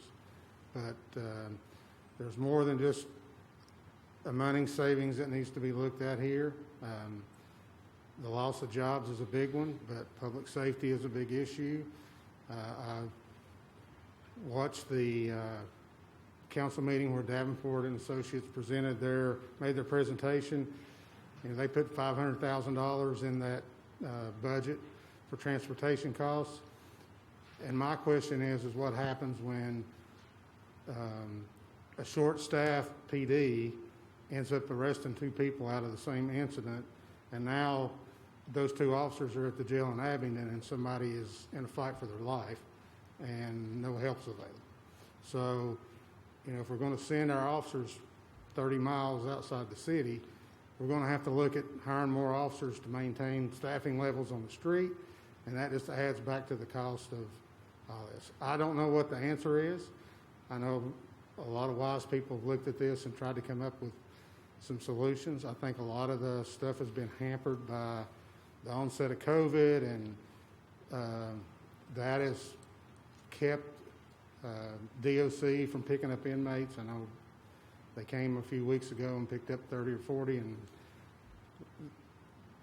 the holes got filled almost as soon as they left. But I would just ask that you look at this very carefully before making a decision that's going to be impactful, like Ms. Marnie said, for years and years and years in the future.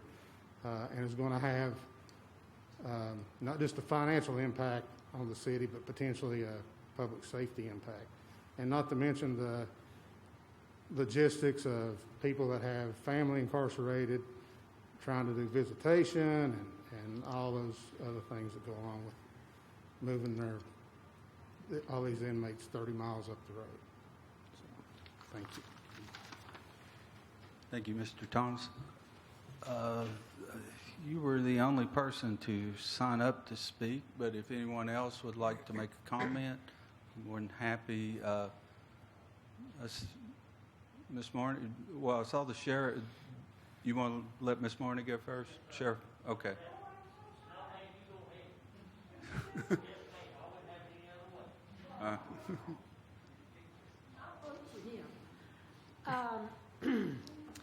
Mr. Mayor, members of council, my name is Nancy Marnie. I'm a resident of the city of Bristol, Virginia. I'm a property owner.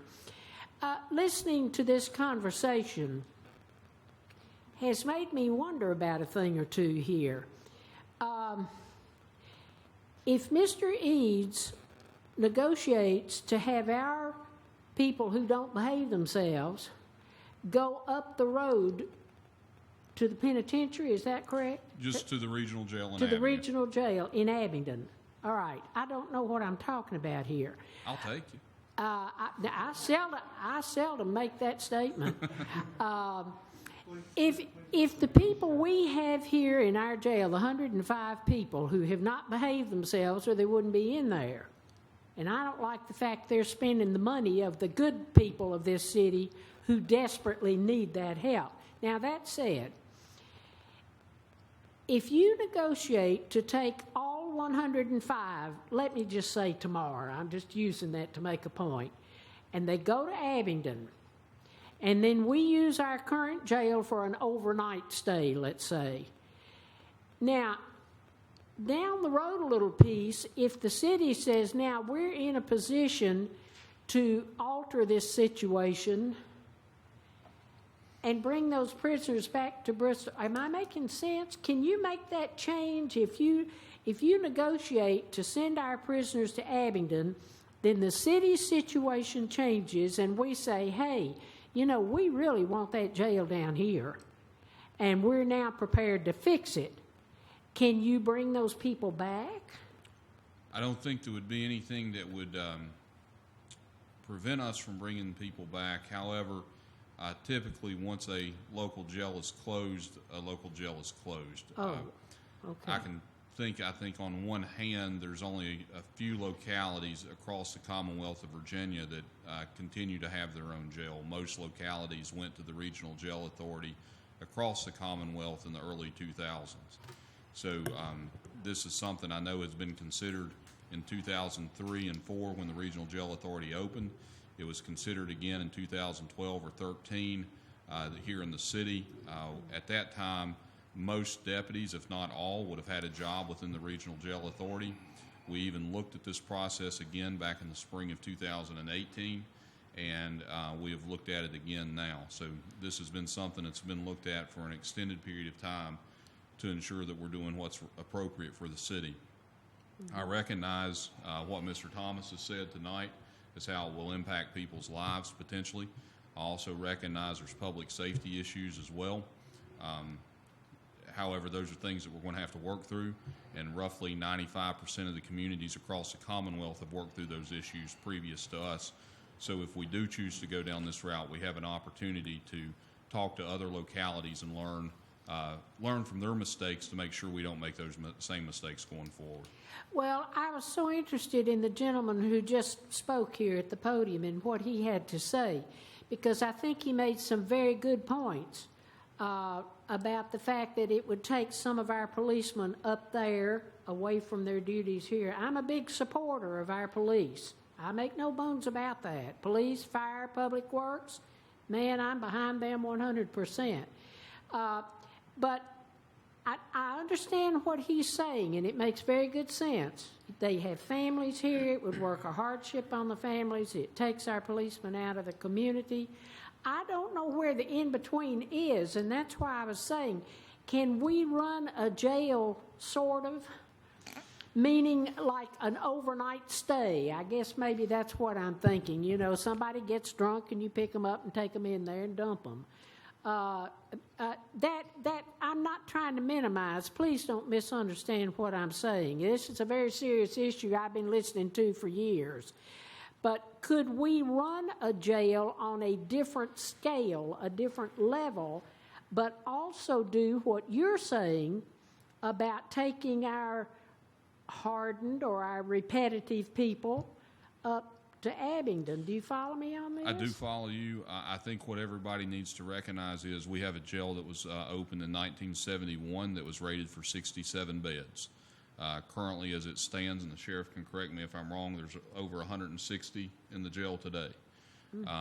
We have 105 prisoners in either Abingdon or somewhere on the eastern shore. Part of the problem with that jail facility is the way that it was constructed in 1971. If you keep it open, you're keeping the entire jail open. It would not be part of. Yeah, it creates an issue when it comes, and maybe the sheriff can speak to that as well. But Yeah. you know, as far as keeping the entire facility open for an overnight stay, I don't think would be financially feasible due to the number of staff that you'd have to have available for the jail. Yeah. Just for a few people on an overnight stay. Well, I'm so interested in this. I'm very interested in what you want to do. And the gentleman who just spoke, I was so interested in what he had to say. And it kind of jogged my mind, and that's why I was wondering, can we have our cake and eat it too? Apparently not. Well, it would be hard. I'm not saying it's impossible. You know, and what everyone needs, and council needs to recognize this too, tonight's resolution just allows me the opportunity to begin negotiations. Oh, I think you should. So it's not whatever negotiation I end up with, I will bring that contract back to city council for approval at some other time. And there may be a happy medium in there somewhere. Yeah. It's just something we're going to have to continue to discuss with the regional jail. Makes all the sense in the world. Thank you. Thank you, Mayor. All right, thank you, Ms. Martin. Now, Sheriff Maples, and I appreciate you letting Ms. Martin speak ahead of you. Well, Mr. Mayor, I don't think I could add much to what's already been said. I don't know if anybody has any questions, if the council has any questions. I've met with Mr. Eads, Ms. Spradlin on multiple occasions, and you all have been to the jail. You know where we're at. Everybody in this room, if you have not had the opportunity, Mr. McGee did an excellent article here some time back, and I'm sure he'd be glad to share that with you about where we're at. So I know you all are going to have a tough job ahead of you. It will impact 58 people. We know that. That certainly is heavy on my heart, but I also know the conditions we're in. And we can't kick this can anymore. There are possibly some other options. Mr. Eads and I discussed those today, and that's working with the regional jail, but that's a financial decision that I don't have the information right now to discuss that. That would be something Ms. Spradlin, Mr. Eads, and I could maybe down the road see if that's even a possibility. But in the end, it will impact our citizens. It doesn't matter whether you build a jail, go to the regional jail, it's expensive to keep people in jail. That's the bottom line. So you all have to make the decision to do what's best for this city and these citizens back here, including myself, because I am a citizen. Although my address changed, I'm still at 115 Timber Oak Drive or 358, whatever you want to call it. I'm still there. So if nobody has any questions, I can't say any more than what's been said. Mr. Eads and I have had some of these discussions about the impact it's going to have, and I've spoke to Chief Austin, and he knows the impact that it's going to have. Those things, those details those are things that are just going to have to be addressed, and we'll cross those bridges when we get to them. But something's got to be done, and I think you all know that. So I appreciate your time. If nobody has any questions, I'll go back and be quiet. Appreciate it. Did you have a question for the sheriff, Ms. Knopfler, or did you want to make a comment? Both, but can I make my comment and then direct it to the sheriff? Yeah, that's fine.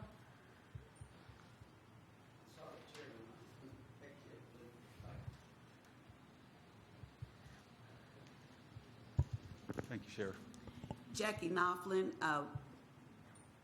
143, I couldn't remember, 143 MacArthur Circle. My question is, this is the same language that was used for the schools. The same, we're kicking the can, and if we was to compare one of the schools, Highland View, with the jail, this is the same language that's being used. We going on and on and on. You're coming up with a plan to where we can make an agreement to make something happen now. It's going to affect 58 of our officers and so forth, and inmates' visitation and things of that nature. My question is, with city manager, is there a plan to expand our jail, to reconstruct our jail, to build a larger jail? Is there a plan? Is this on the casino, when the money starts coming in, we're going to want to do this, the same as with the schools? And with the sheriff here, I want to ask, with this going on so far, and there's only room for 67, how humanitarian is that to have 100, or are they in the same building? 160 inmates in the same building, and there's only room for 67, and this has been going on. We have been guilty for doing this for years and years and years. That's what I would like to ask the question to. I respect that things are going to something has to happen to eliminate that issue, or try to. But what's the future plan? Do you want to answer? Or sure, I can answer part of it, and I'll let the Okay. sheriff answer part of it as well.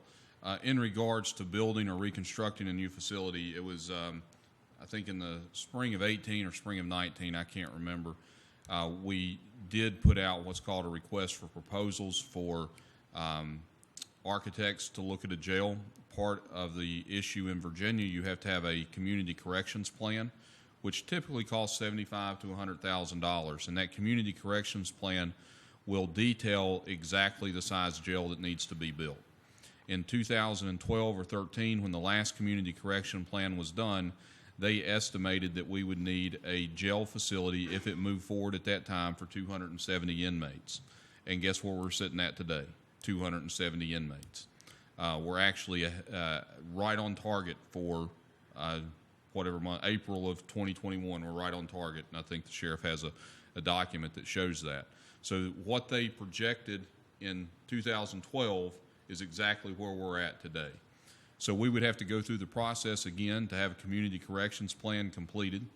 My hunch is that the projection for 10 years from now would not be a 270 bed jail. It would probably be more in the range of a 400 to 500 bed jail. In regards to constructing a jail, jails are expensive. On average, it's going to cost us about $180,000 per bed to build a jail facility. If we built a jail today for 270 inmates, that would cost the city $51 million. And if we built that jail today, we're already beyond its useful amount of space, because we have 270 inmates. So we would have to build a jail today probably in the 400 to 500 bed range, which would run all the way up to roughly $91 million, I believe was the number.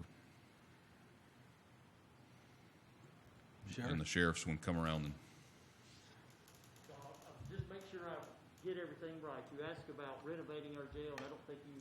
I didn't hit on that, but that was part of what we talked about in the spring of 18 or 19, whenever that was. If you renovate your jail, you have to bring it up to today's standards. There's, in my opinion, and I'm not an architect, we've got engineers in here, maybe he can address this, but I don't think we can take our building and renovate it and bring it to today's standards. I don't know that that's, I mean, you could throw money at it and try to do that, but I just don't think that the citizens of Bristol need to keep throwing money at that building. We may want to expand on that. I mean, it's 50 years old, and to bring it up to today's standards, I don't think the ceiling height would be high enough, you've got to have a sprinkler system. It's just, there's a lot to it. And I'll be glad, you know, outside here, you call me, come down, we'll talk, and I can go over some of that. But I just don't think we can. To the number of inmates, we got right at 170 in there today. We've got bed space, and this was in the article when the article was published. We can put about 136. We got total beds, so you can do the math. We have some bunk beds that we have now that adds us a little more bed space outside of the cell blocks, but it is what it is. Where we're at. We try to almost weekly move inmates to one of these other 3 facilities that Mr. Reed spoke of earlier. With the COVID, there's restrictions. Certain facilities want certain things to happen first, and I mean, we could talk about this for hours, but it's not as easy as just saying we're going to put 20 on a van and take them to Abington, or 20 to Blue Ridge, or 20 to Eastern Shore. It just doesn't work that way. But we move them out as quick as we can, and we try to move them to DOC. That's the best thing that we can do is for a DOC eligible inmate, we get them to the Department of Corrections. And this has been the practice down through the years as we saw the increase of inmates and the lack of beds. This has been the practice is to move them to this point A, point B, or point C. Or have they literally been sleeping on the floor? Well, yes, some have been sleeping on the floor, but when the overcrowding started, we started moving them. The first, I believe, was Abington. That's been a few years ago, maybe 2012, but I can't remember right off the top of my head. I blame it on COVID brain. But anyway, and then Abington gets to the point they can't take anymore, so we reached out to New River, and we've used New River, Salem, Western Regional, several jails throughout the state. Right, I get it. What is the main reason these people are in jail? Well, Miss Marty, I could give an answer that, you know,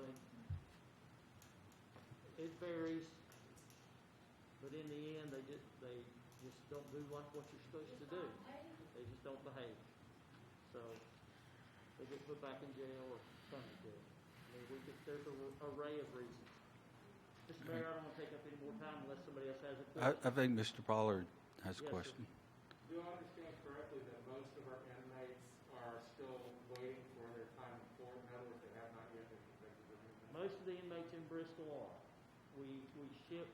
We try to ship inmates who have their time to the furthest facility, which is Eastern Shore, and then we do Blue Ridge is the next jail that we use. We use Abington for offenders that have to come back to court, obviously because of transportation. So most of them, not all of them, some of them are convicted. All right. So most of the people are still in Bristol and not yet been convicted. I don't have the exact numbers here, but I would say most have not been yet. Do you have a question? It's a process. I have one question, just out of curiosity. Yes. I mean, our jail's busting at the seam. We've got 105 outside being housed. And I just have a question. Yes. Right now, how many outstanding warrants are we sitting on that's not been issued? I can't give you that exact number, but it's substantial. I've been advised it's close to 300. That's PD warrants, and we've probably got roughly 200 cases, so 500 total. The last I heard, it was a couple of hundred. Yes.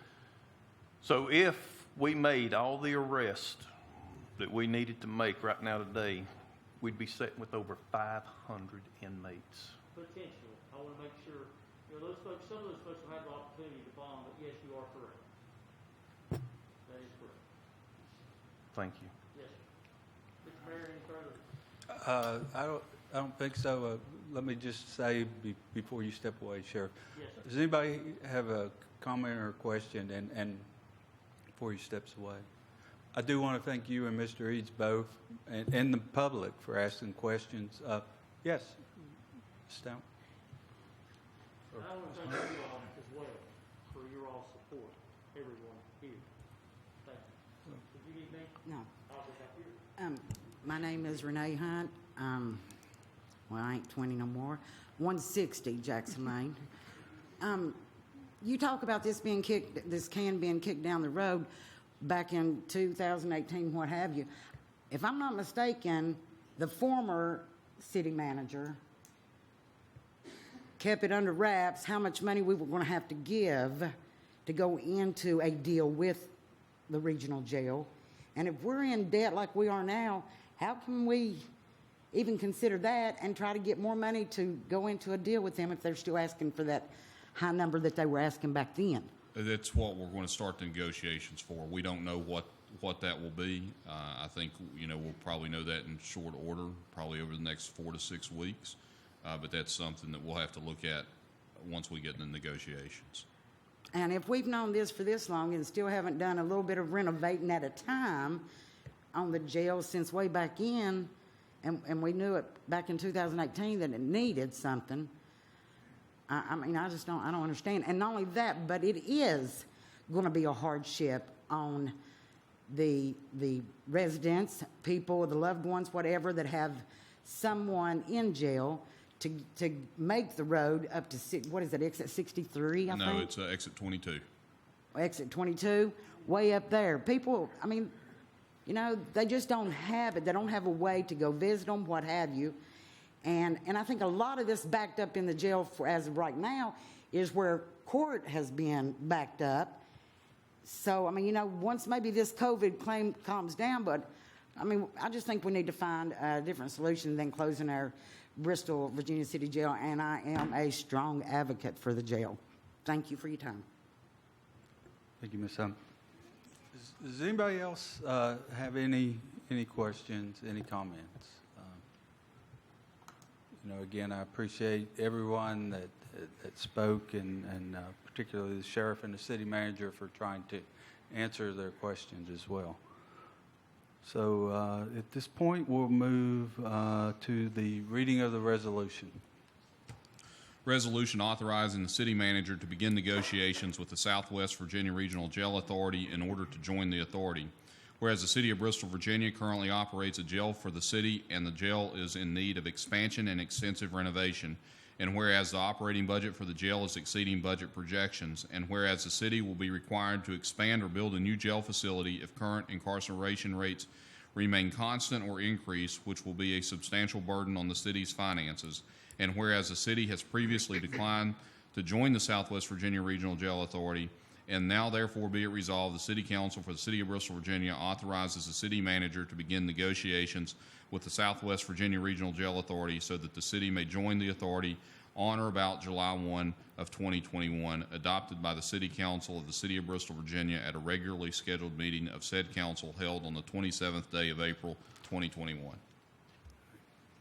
Thank you. All right. What is the pleasure of council?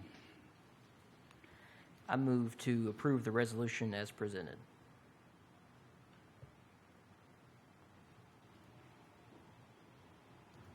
Second. All right.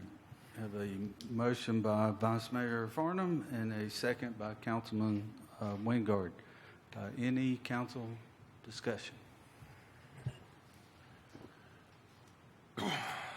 Well, the bottom line is we got to look at every avenue. We got to look at all of our options. Virginia laws are different than Tennessee laws, North Carolina laws, West Virginia laws. Every state has their own laws dealing with the construction, renovation, and everything of a jail. And we've got to figure it out. We can't do any major repairs to the jail, because if we do any major, then you're mandated by law to bring it up to full compliance of today's codes. And in doing that, you're talking tens of millions of dollars, and the city don't have it. It ain't like we don't want to go over there and do anything. Sure we do. But if you do just a little bit too much, then you're mandated to take it all the way up to code. So that's really not an option, and it's still a small jail. What we really need is a society that will obey the law. But unfortunately, we don't.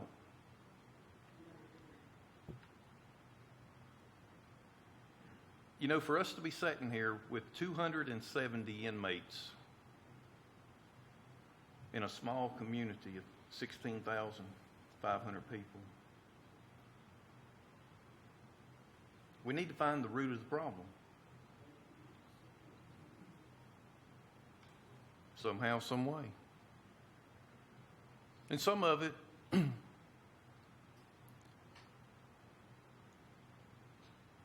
you know, is mental issues.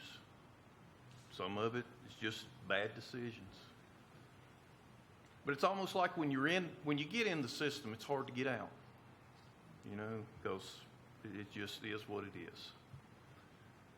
But we need more social interaction programs that encourages them to refocus and have a mentality that says, I want to change, I want to do better, I want to have this, I want to have that, I don't want to be in this rut. And I'm not in law enforcement, but I own businesses that I have people get straight out of jail and come to, and I've talked to them. The vast majority is drug related, you know, or I talked to the sheriff this evening. A lot of it, and maybe even more than drugs, is parole violations.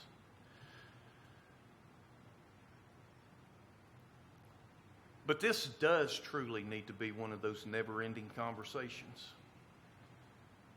And I hate a never-ending conversation. I really do. I'm a action-type guy. I want to talk about it, weigh it out, break it down, dissect it, put it back together, and go, and be done with it. But this is a society problem here. This ain't a quick fix. But we got to figure this out because we have an old jail, and I'm not opposed to age. I like old structures. They're built very well. They're built on better standards than we build today. But the bottom line is the square footage of our jail was only designed for 67 inmates. And we got 100 over that in there today as we sit here. We have a problem. We have had a problem. And that old term, kicking it down the road, this truly has been kicked down the road because our hands are tied. We've had other leaders that has saw fit to spend the money elsewhere instead of schools and jails and things that a community really has to have to function properly.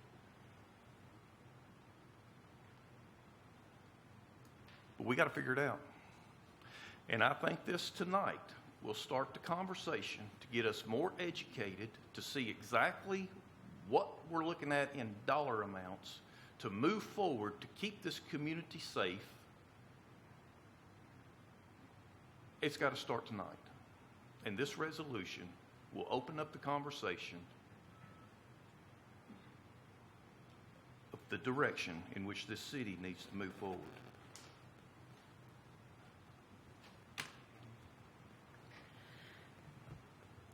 Well, I just wanted to say, I agree with a lot of what Mr. Wingard said. We're really in between a rock and a hard place here in the city of Bristol. I'm a big proponent of it's better to own than to rent. And so when we first started talking about this, when I got on the council, I was leaning towards that direction. But then, of course, I see the price of, say, $50 million to build a new facility. And that's on the low end. And we don't have the debt capacity to do that now. You know, if we didn't have a falls or a landfill, we would have the debt capacity. But, you know, again, that goes back to a lot of people said we can't afford to build an elementary school, which was going to cost $18 million. So how can we justify building a jail for $50 million when we can't when we still have school buildings that are not handicap accessible and have asbestos and radon and lead-based paint and are not truly 21st century learning environments. So we have a lot of issues in the city. We talked about the landfill a lot earlier, and this discussion here is just another big topic, a big topic that's been an issue for a while. So I'm glad we're talking about it. I'm glad we can at least start the conversation with this to try to figure out what's best going forward. Normally, anytime there's anything that requires action on the agenda, I make the motion, and I did not make the motion tonight. As I've had discussions with other members of council over the past couple weeks, with people in the community, with city staff, I'm going to be honest with you, I've went back and forth 20 times on this. Sometimes, the only choices that you're presented with are bad choices, but you still have to make a choice and deal with what type of repercussions there will be from that choice.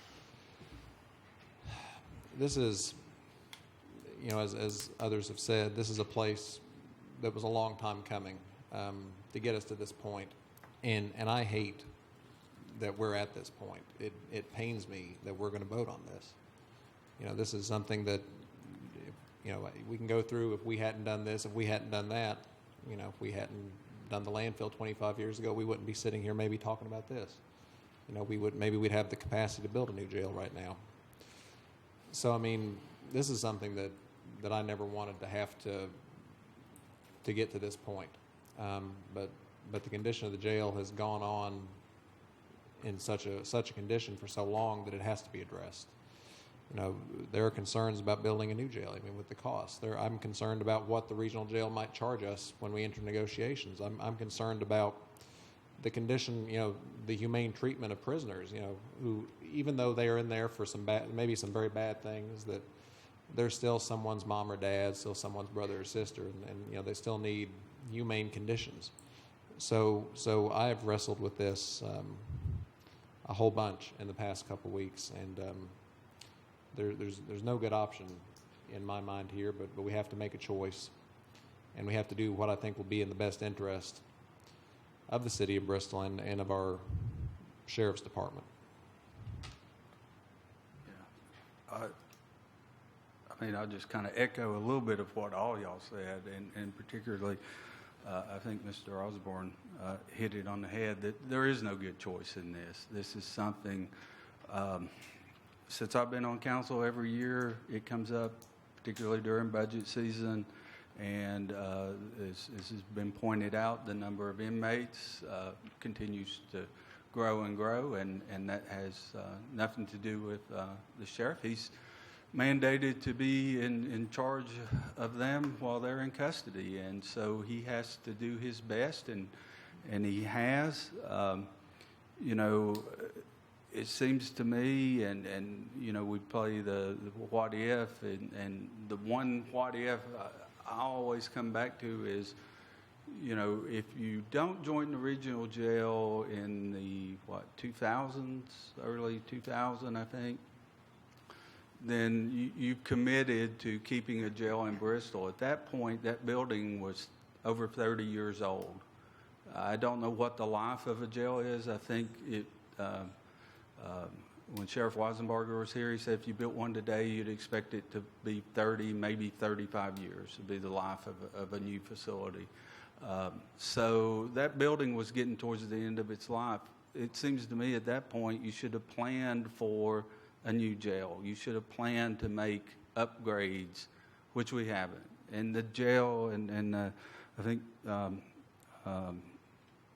Mr. Farnham, I know Ms. Knopflin pointed out about the school, the same issue with the schools. That there's a lot of this. So, I just do not see how we have, especially after looking at the Davenport study, the capacity to build a new jail anytime within the next decade at least. I don't know what the solution is, but I think, opening negotiations, and we'll find out more, and then we can come back and make a final decision. And as Mr. Wingard said, I think, regardless of how you move forward in this, we've got to get to the root of this problem, because whether these inmates are in our city jail or they're going to a regional jail, there's still a cost to the city. We have to find a way to reduce that cost. And the city manager pointed out the JAS program and a lot of things I know over the past few years. We've tried some success, but it's still not really making a big enough dent in the budget and how it's affecting us. So, regardless of what happens, I think, we need to keep that in mind and try to find a way to just reduce the incarceration rates overall. I think it's been said, we've kicked the can down the road. I think we kicked it about as far as you can. It's not an easy decision. It's not a good decision either way, but I do think letting Mr. Eads go ahead and start the negotiations. And the only thing I would, and I'm sure he'll do this, but the last time the issue came before council, there was the potential of the deputies transferring position to the regional jail. I would hope you could do your best to negotiate something there, because that does trouble me a little. So,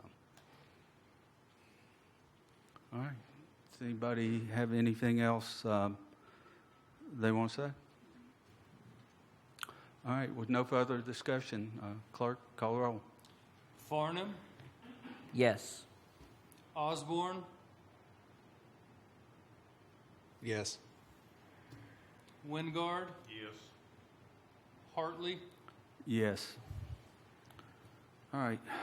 Item number 8, approved sale of Pepsi property. Staff report. Council, tonight you have before you a resolution for the approval of the Pepsi property located at Pepsi Highway.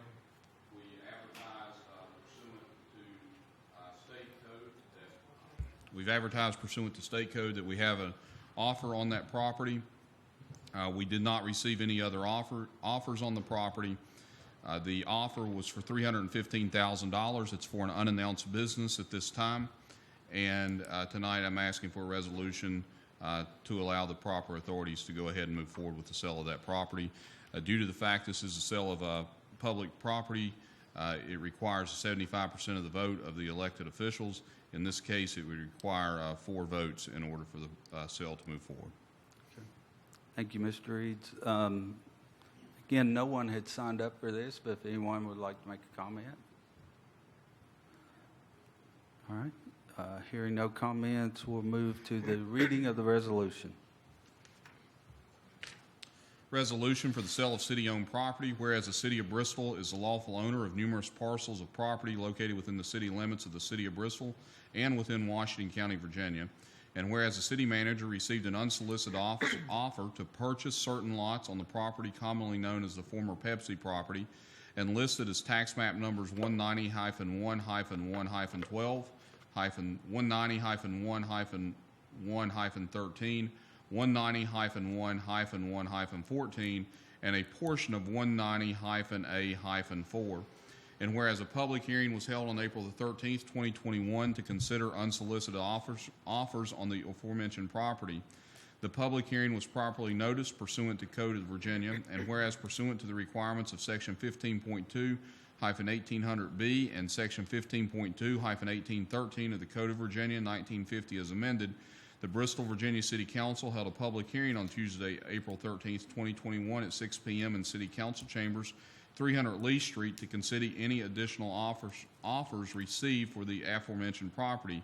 And whereas no additional offers were received to purchase the aforementioned property, now therefore be it resolved by the City Council for the City of Bristol, Virginia, that the City of Bristol, Virginia will sell and convey its rights, title, and interest in and to the real property as described upon full payment of the purchase price, and be it further resolved pursuant to Article 7, Section 9 of the Constitution and Section 15.2-1800 of the Code of Virginia 1950 as amended, City Council has authority to dispose of real estate owned by the city after the holding of a public hearing, And be it further resolved that all appropriate officials are authorized to sign the appropriate documents necessary to convey rights, title, and interest in and to the real property as described. Thank you, Mr. Eads. What's the pleasure of council? Move to approve. Second. Okay, we have a motion by Councilman Osborne, a second by Vice Mayor Farnham. Is there any discussion? All right, hearing none, clerk, call the roll. Farnham. Yes. Osborne. Yes. Wingard. Yes. Hartley. Yes. Okay, we have postponed item number 9 till the next meeting. So the next item is consent agenda. What's the pleasure of council? Move to approve as presented. Second. Have a motion and a second. Clerk, please call the roll. Farnham. Yes. Osborne. Yes. Wingard. Yes. Hartley. Yes. All right, once again, before we adjourn, I do want to thank everybody that came out and spoke tonight. Appreciate your comments. So with that, we have no further business. We stand adjourned.